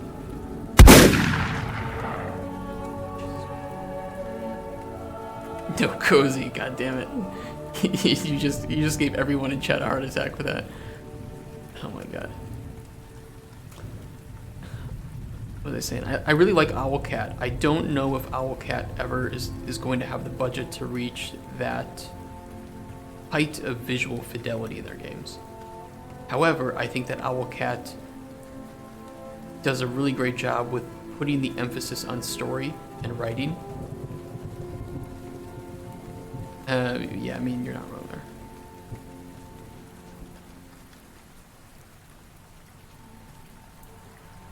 It's perceived as jealousy. Yes, it was. The thing is, I think people just... I think... I wouldn't say the game was overhyped. I do think the game is overrated. And I've already said my my piece on that a million times, right? The game is good. I think it's overrated.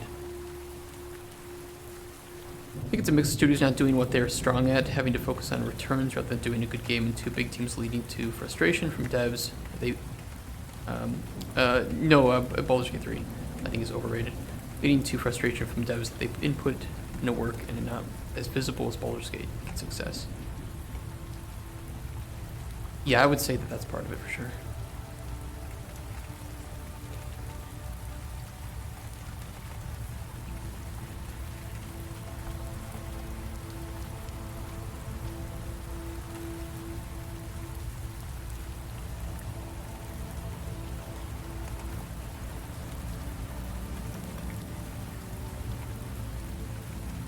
He blocks that. Multiplayer win. Why is that? Is that ground pushed up here? Why is that not smooth? Weird.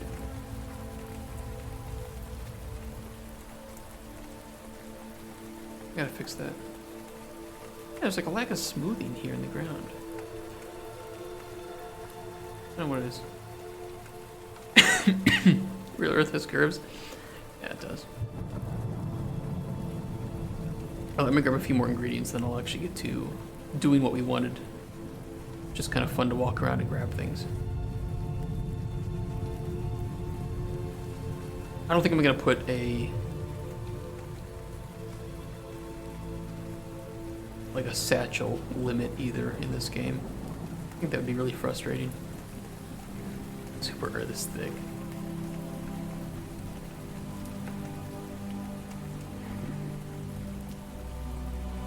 Yeah, what the fuck happened to the...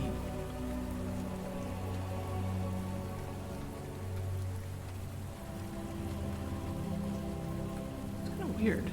I swear it wasn't like that before. It was more smooth. Could just be some editor issue as well.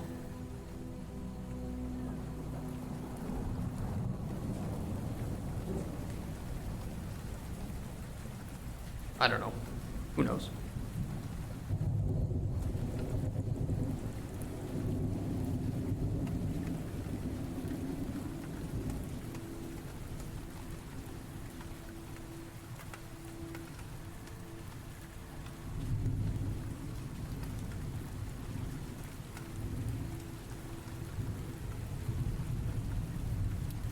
There have been a couple of... There were a couple of takes last year from developers that actually, to an extent, I agreed with. But I didn't like the way that they were worded. And there was one that...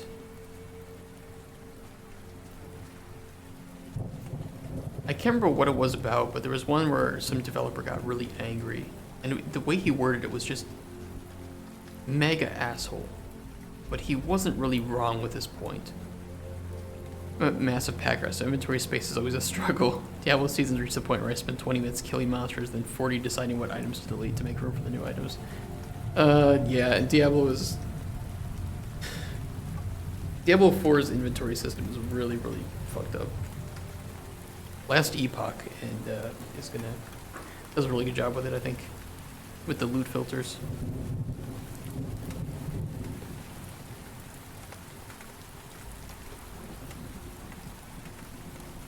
Well, the cool thing is with Last Epoch is all of the items that drop are identified. So you can set up loot filters for everything that drops. And you won't ever have to pick up something that's unidentified and then find out that it's shit.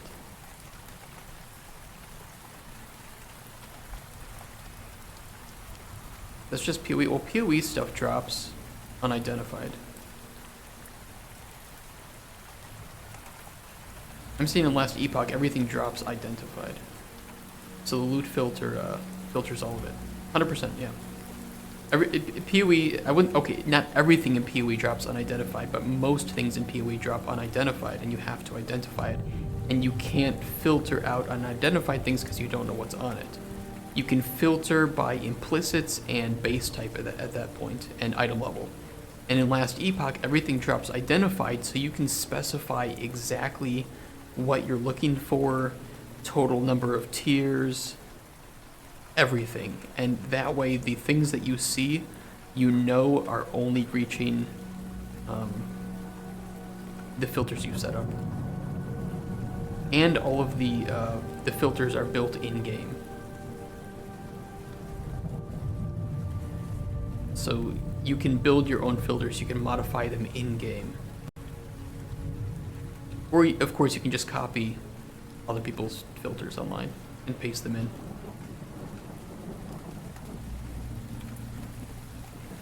Don't get me excited. You should be excited. That is the kind of shitty thing about social media. If you are not, like, no matter how good of a take you have, people will disagree with you because your previous takes shape and perceive. Yeah, 100%. Okay, where's my hut? It's over here. Let's go build a variety of potions here. Let's start with building the shit potions.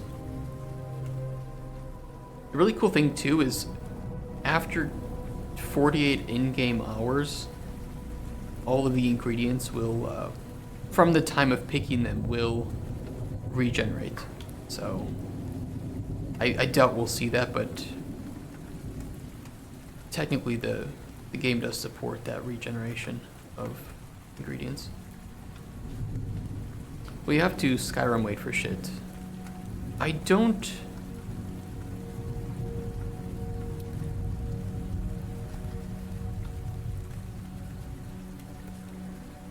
know if I want to give the player the ability to wait. Don't underestimate hoarders. I don't know yet. Let's put it that way. Hey, Renee Hart, how you doing? All right, let's send these to the shelf. What do we have? Okay, so what was the first potion we needed to make? We were gonna make a tier 1 regen mana, no fortify health, not very sweet, if possible. Wait a minute, PNG. Nice. Bucks is gender locked? Yeah, I think it's like PoE. I'm pretty sure it's like PoE where you pick a class and that class looks a specific way. But I don't recall. You don't really see your character anyway. I don't know if they've done a 1.0 here's what's in 1.0 kind of thing yet.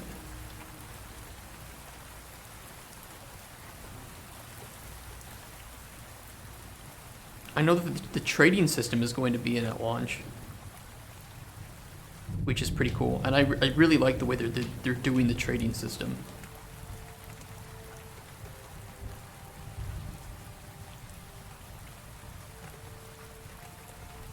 There's a couple of skill reworks.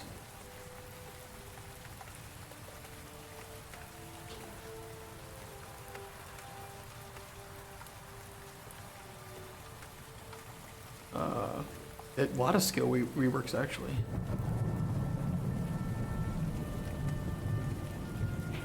Okay, tier 1 regen mana, no fortify health, not very sweet. So let's do regen mana, tier 1, that looks pretty good. Blue crystal is tier 2, well that works too.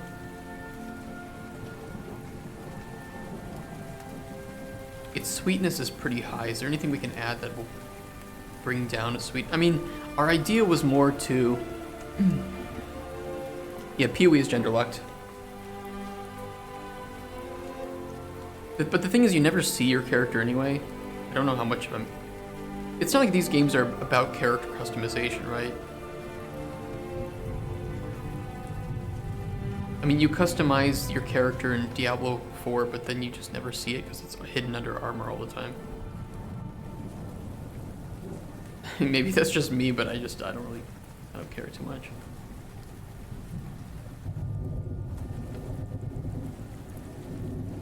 I think it's fine. I think our goal was to do minimum viable. So here's regen mana. We'll also just put fortify health. I'll put fortify health, but only at tier 1. I'm stupid, I don't know what I'm doing.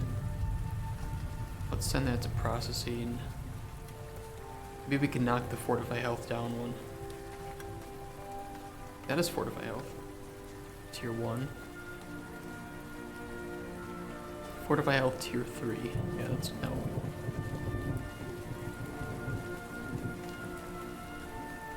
That looks good.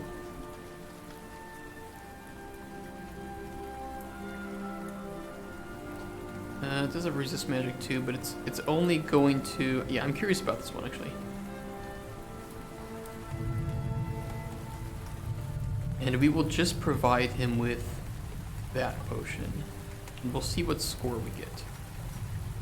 It should be pretty shit.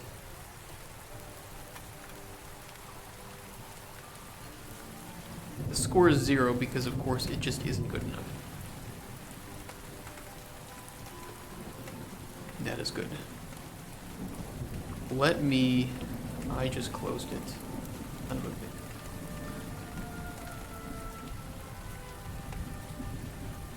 Didn't mean to do that. What the fuck? See our mannequin basic foot IK? I didn't change that.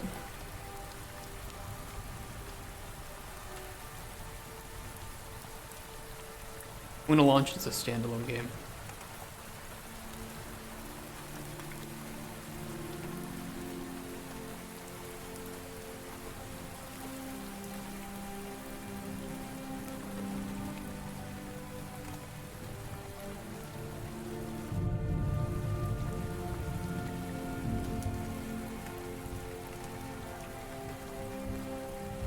After we get this working, do you guys want to... I think it's doing some shader shit in the background. Do you want to do some Deep Rock Galactic Survivors? Do you guys want to see that game?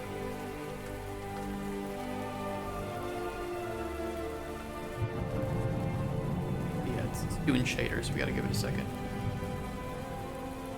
Or 10 minutes. As we let Potato Game render here. We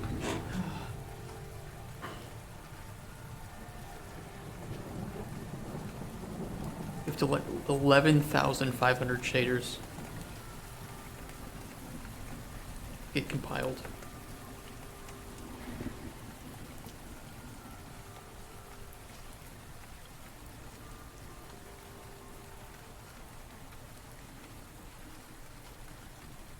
I feel like the pet abilities that the wiki mentions, only 3 companions is nothing. Which game? Which pets?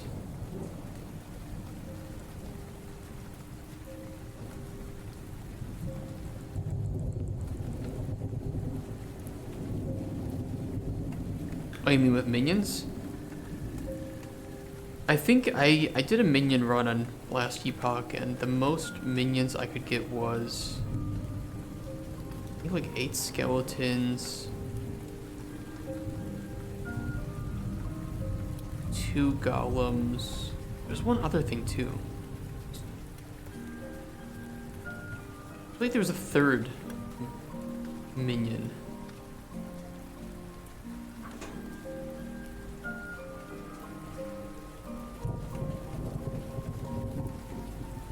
And I was using a lot of the like skeleton archers because the skeleton archers were really good last epoch, especially with cold arrows.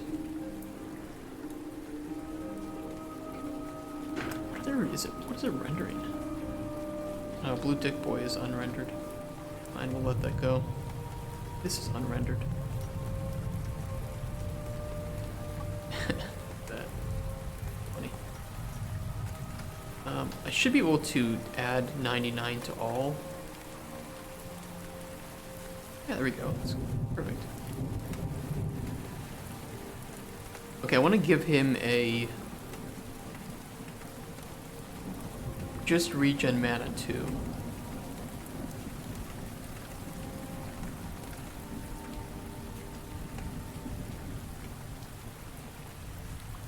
Doesn't do it. Do this one.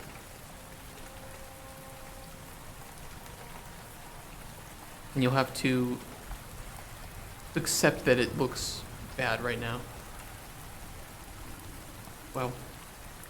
11,000 shaders are still rendering.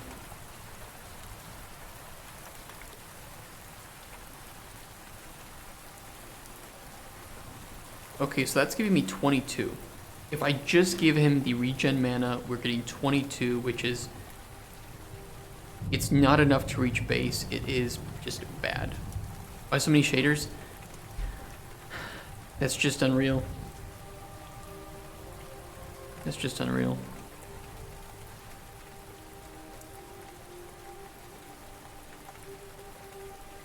They're shady, yeah. So yeah, if we just provide him with this, we get 22. 30-second plank wall sit. What do you want me to do? Which one?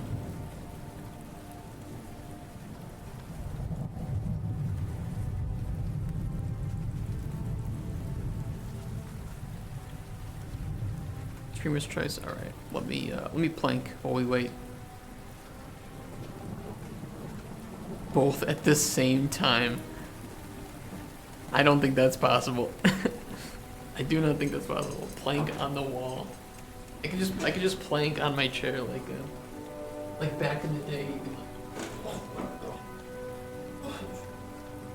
I can't do that. Okay, we can't do that.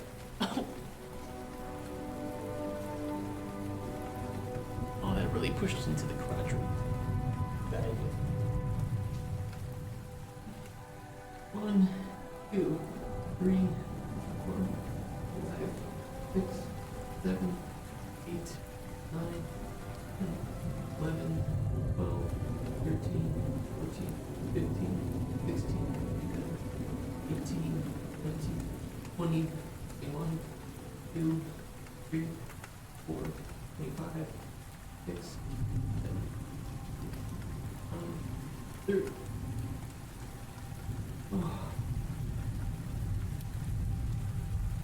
More like streamer dies in 720p because my fucking camera's terrible.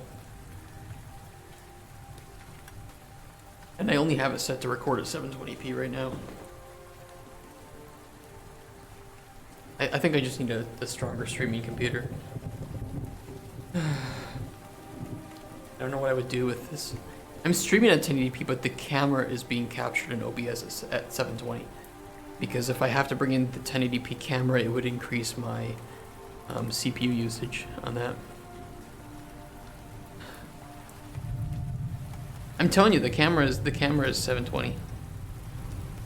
This is not a 10. The camera itself is 1080p, but it's also really old. It's a very old camera, so the 1080p looks really shit. The bit rate's terrible. It's a really old camera. All right, let's provide Blue Dick Boy with a just okay potion. which means we're just going to give him what he's looking for. Why do I only see... That was weird. I think the filter's messed up. I think if you put a filter in, and then you close it and you come back... Oh no, it was fixed there. Yeah, do that.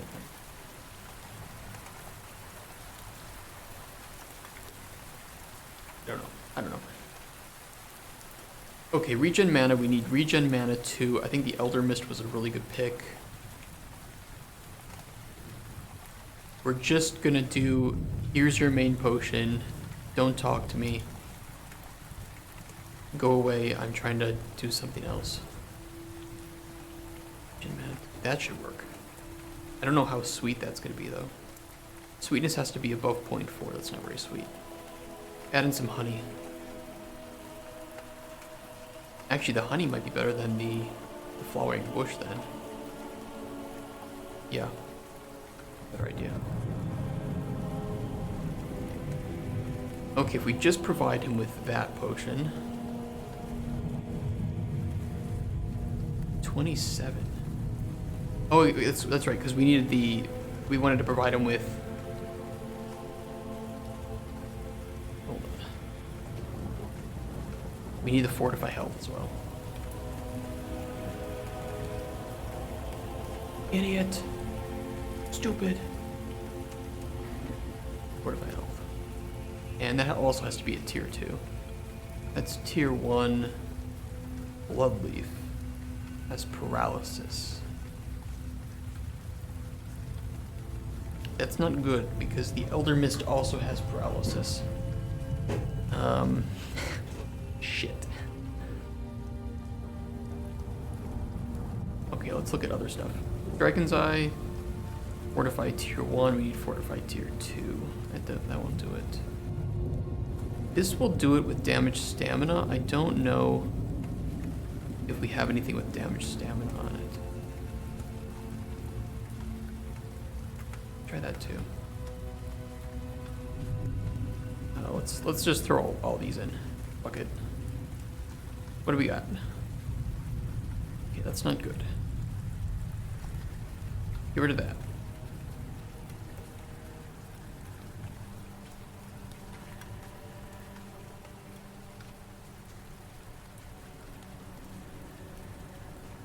I don't really want the regen health on there, but this would be a minimum viable potion, I would say.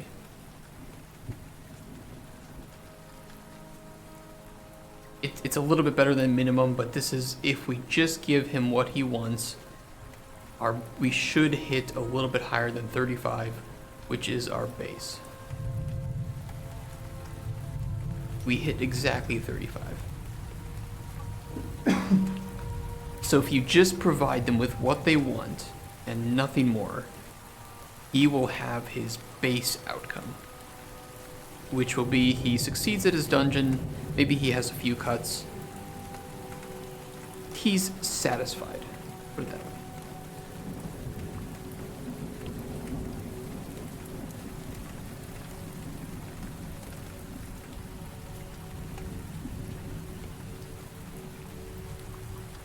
Anyone see that? Anyone just see what happened to his arms?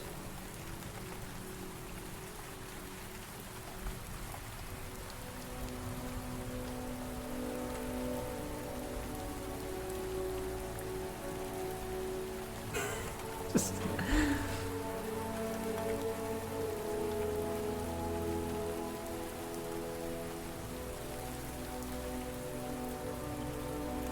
Wait, what's the button to make him walk away? What is the button? Is it 8?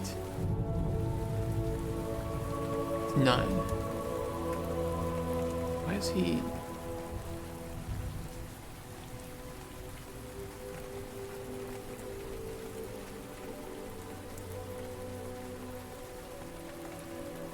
What the fuck? What's wrong with his arms?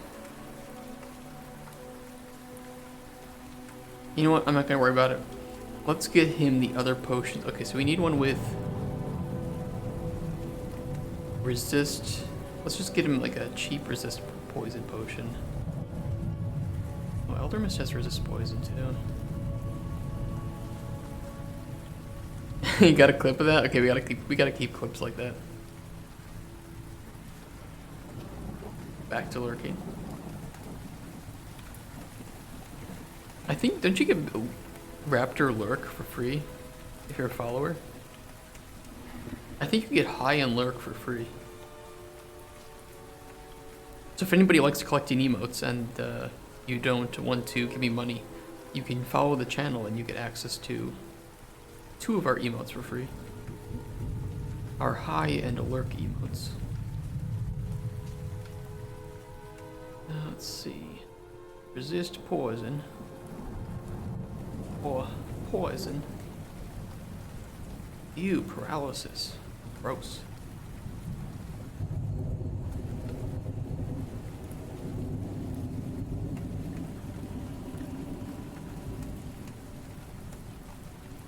Okay.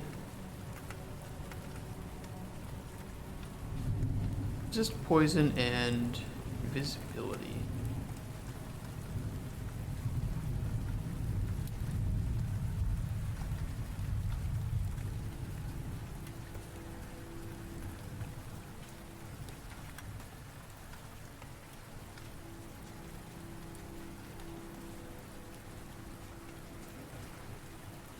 BDB. Is that his official name now? Is BDB?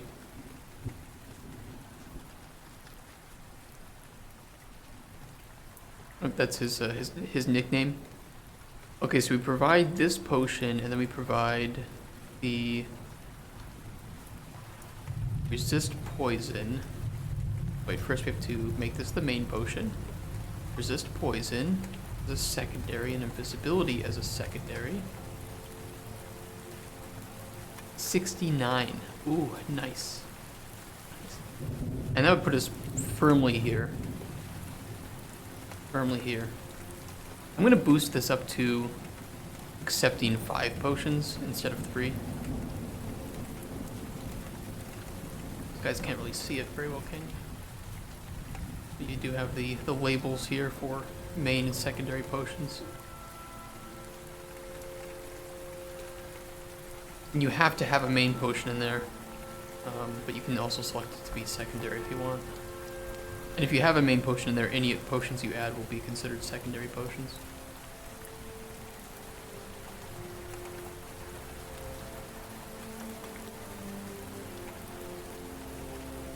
Good shit.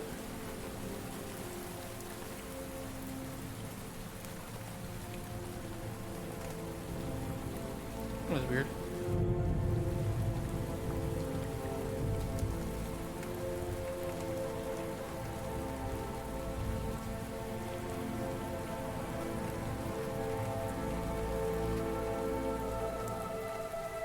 It was weird.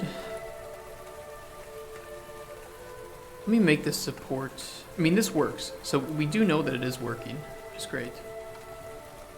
This is kind of just placeholder.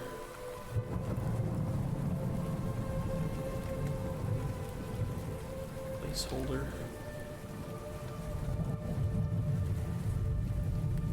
Testing.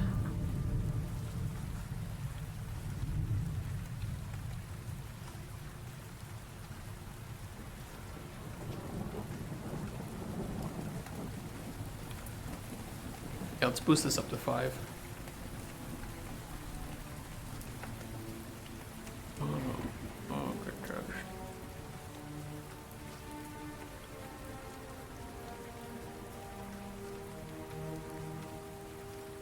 I think we put it in the confirmation. What? Let me see what we did.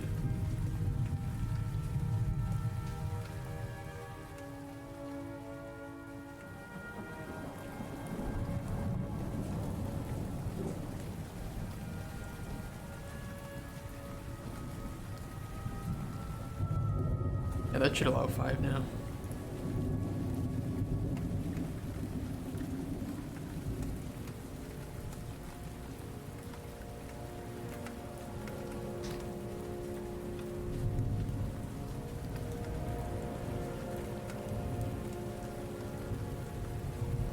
Should work. It's a scroll box. Yeah. I have up to 5 potions now.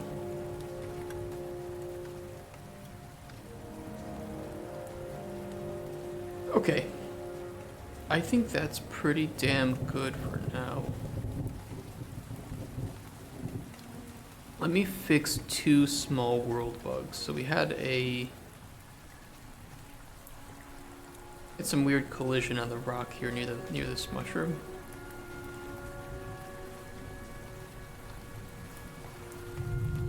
We can just move this out maybe.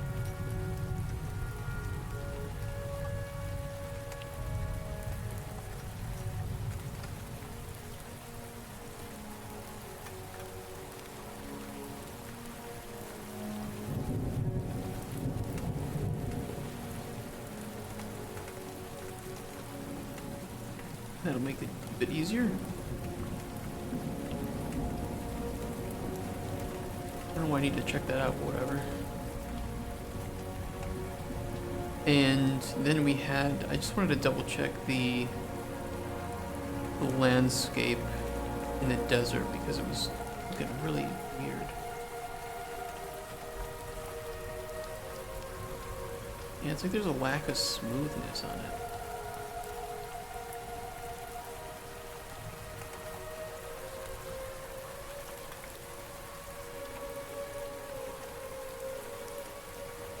Kind of weird.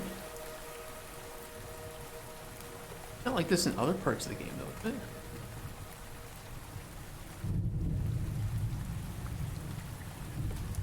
Maybe it's just not as visible because of the grass.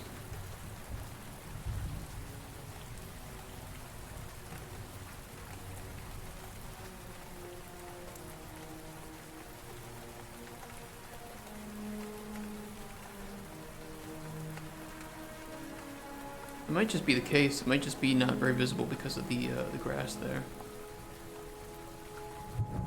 Yeah.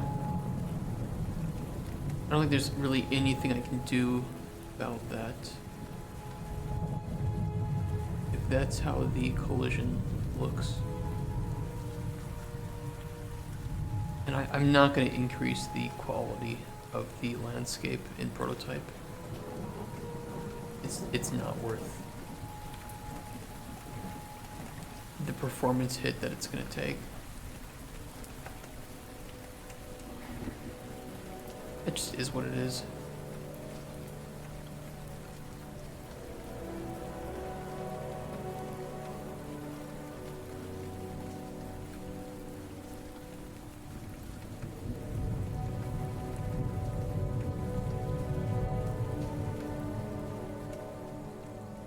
Yeah.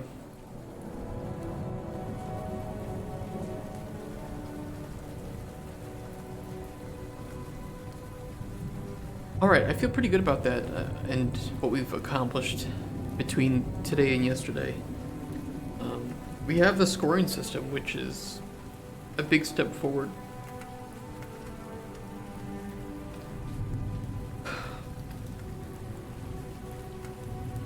Do you guys want to play some Deep Rock Galactic Survivors? You guys want to see some of that?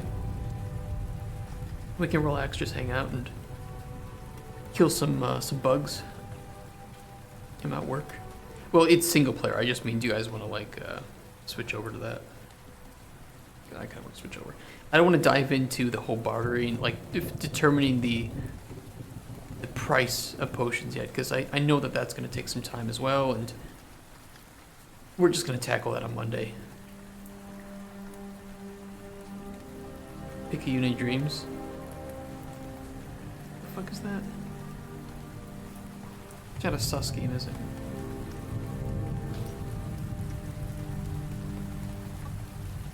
It might... isn't my kind of thing. What is this? This looks like it would destroy the bitrate. So fast.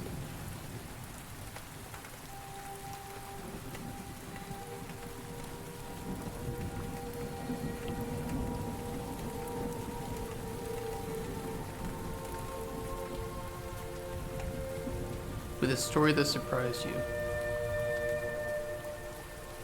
Alright, we can add it to the list. I'll download it. I have to put the stream offline for like a brief couple seconds while I switch over. What's up, Harry Dre? Just so I can switch over to 720p 60 FPS. So give me like 2 seconds. Well, goodbye, chat. It's literally just 2 seconds. Give me a couple. Stream end. No. Don't you dare. Nobody leave. If you leave right now, I'm gonna tell your mom. Okay. Give me 1 second.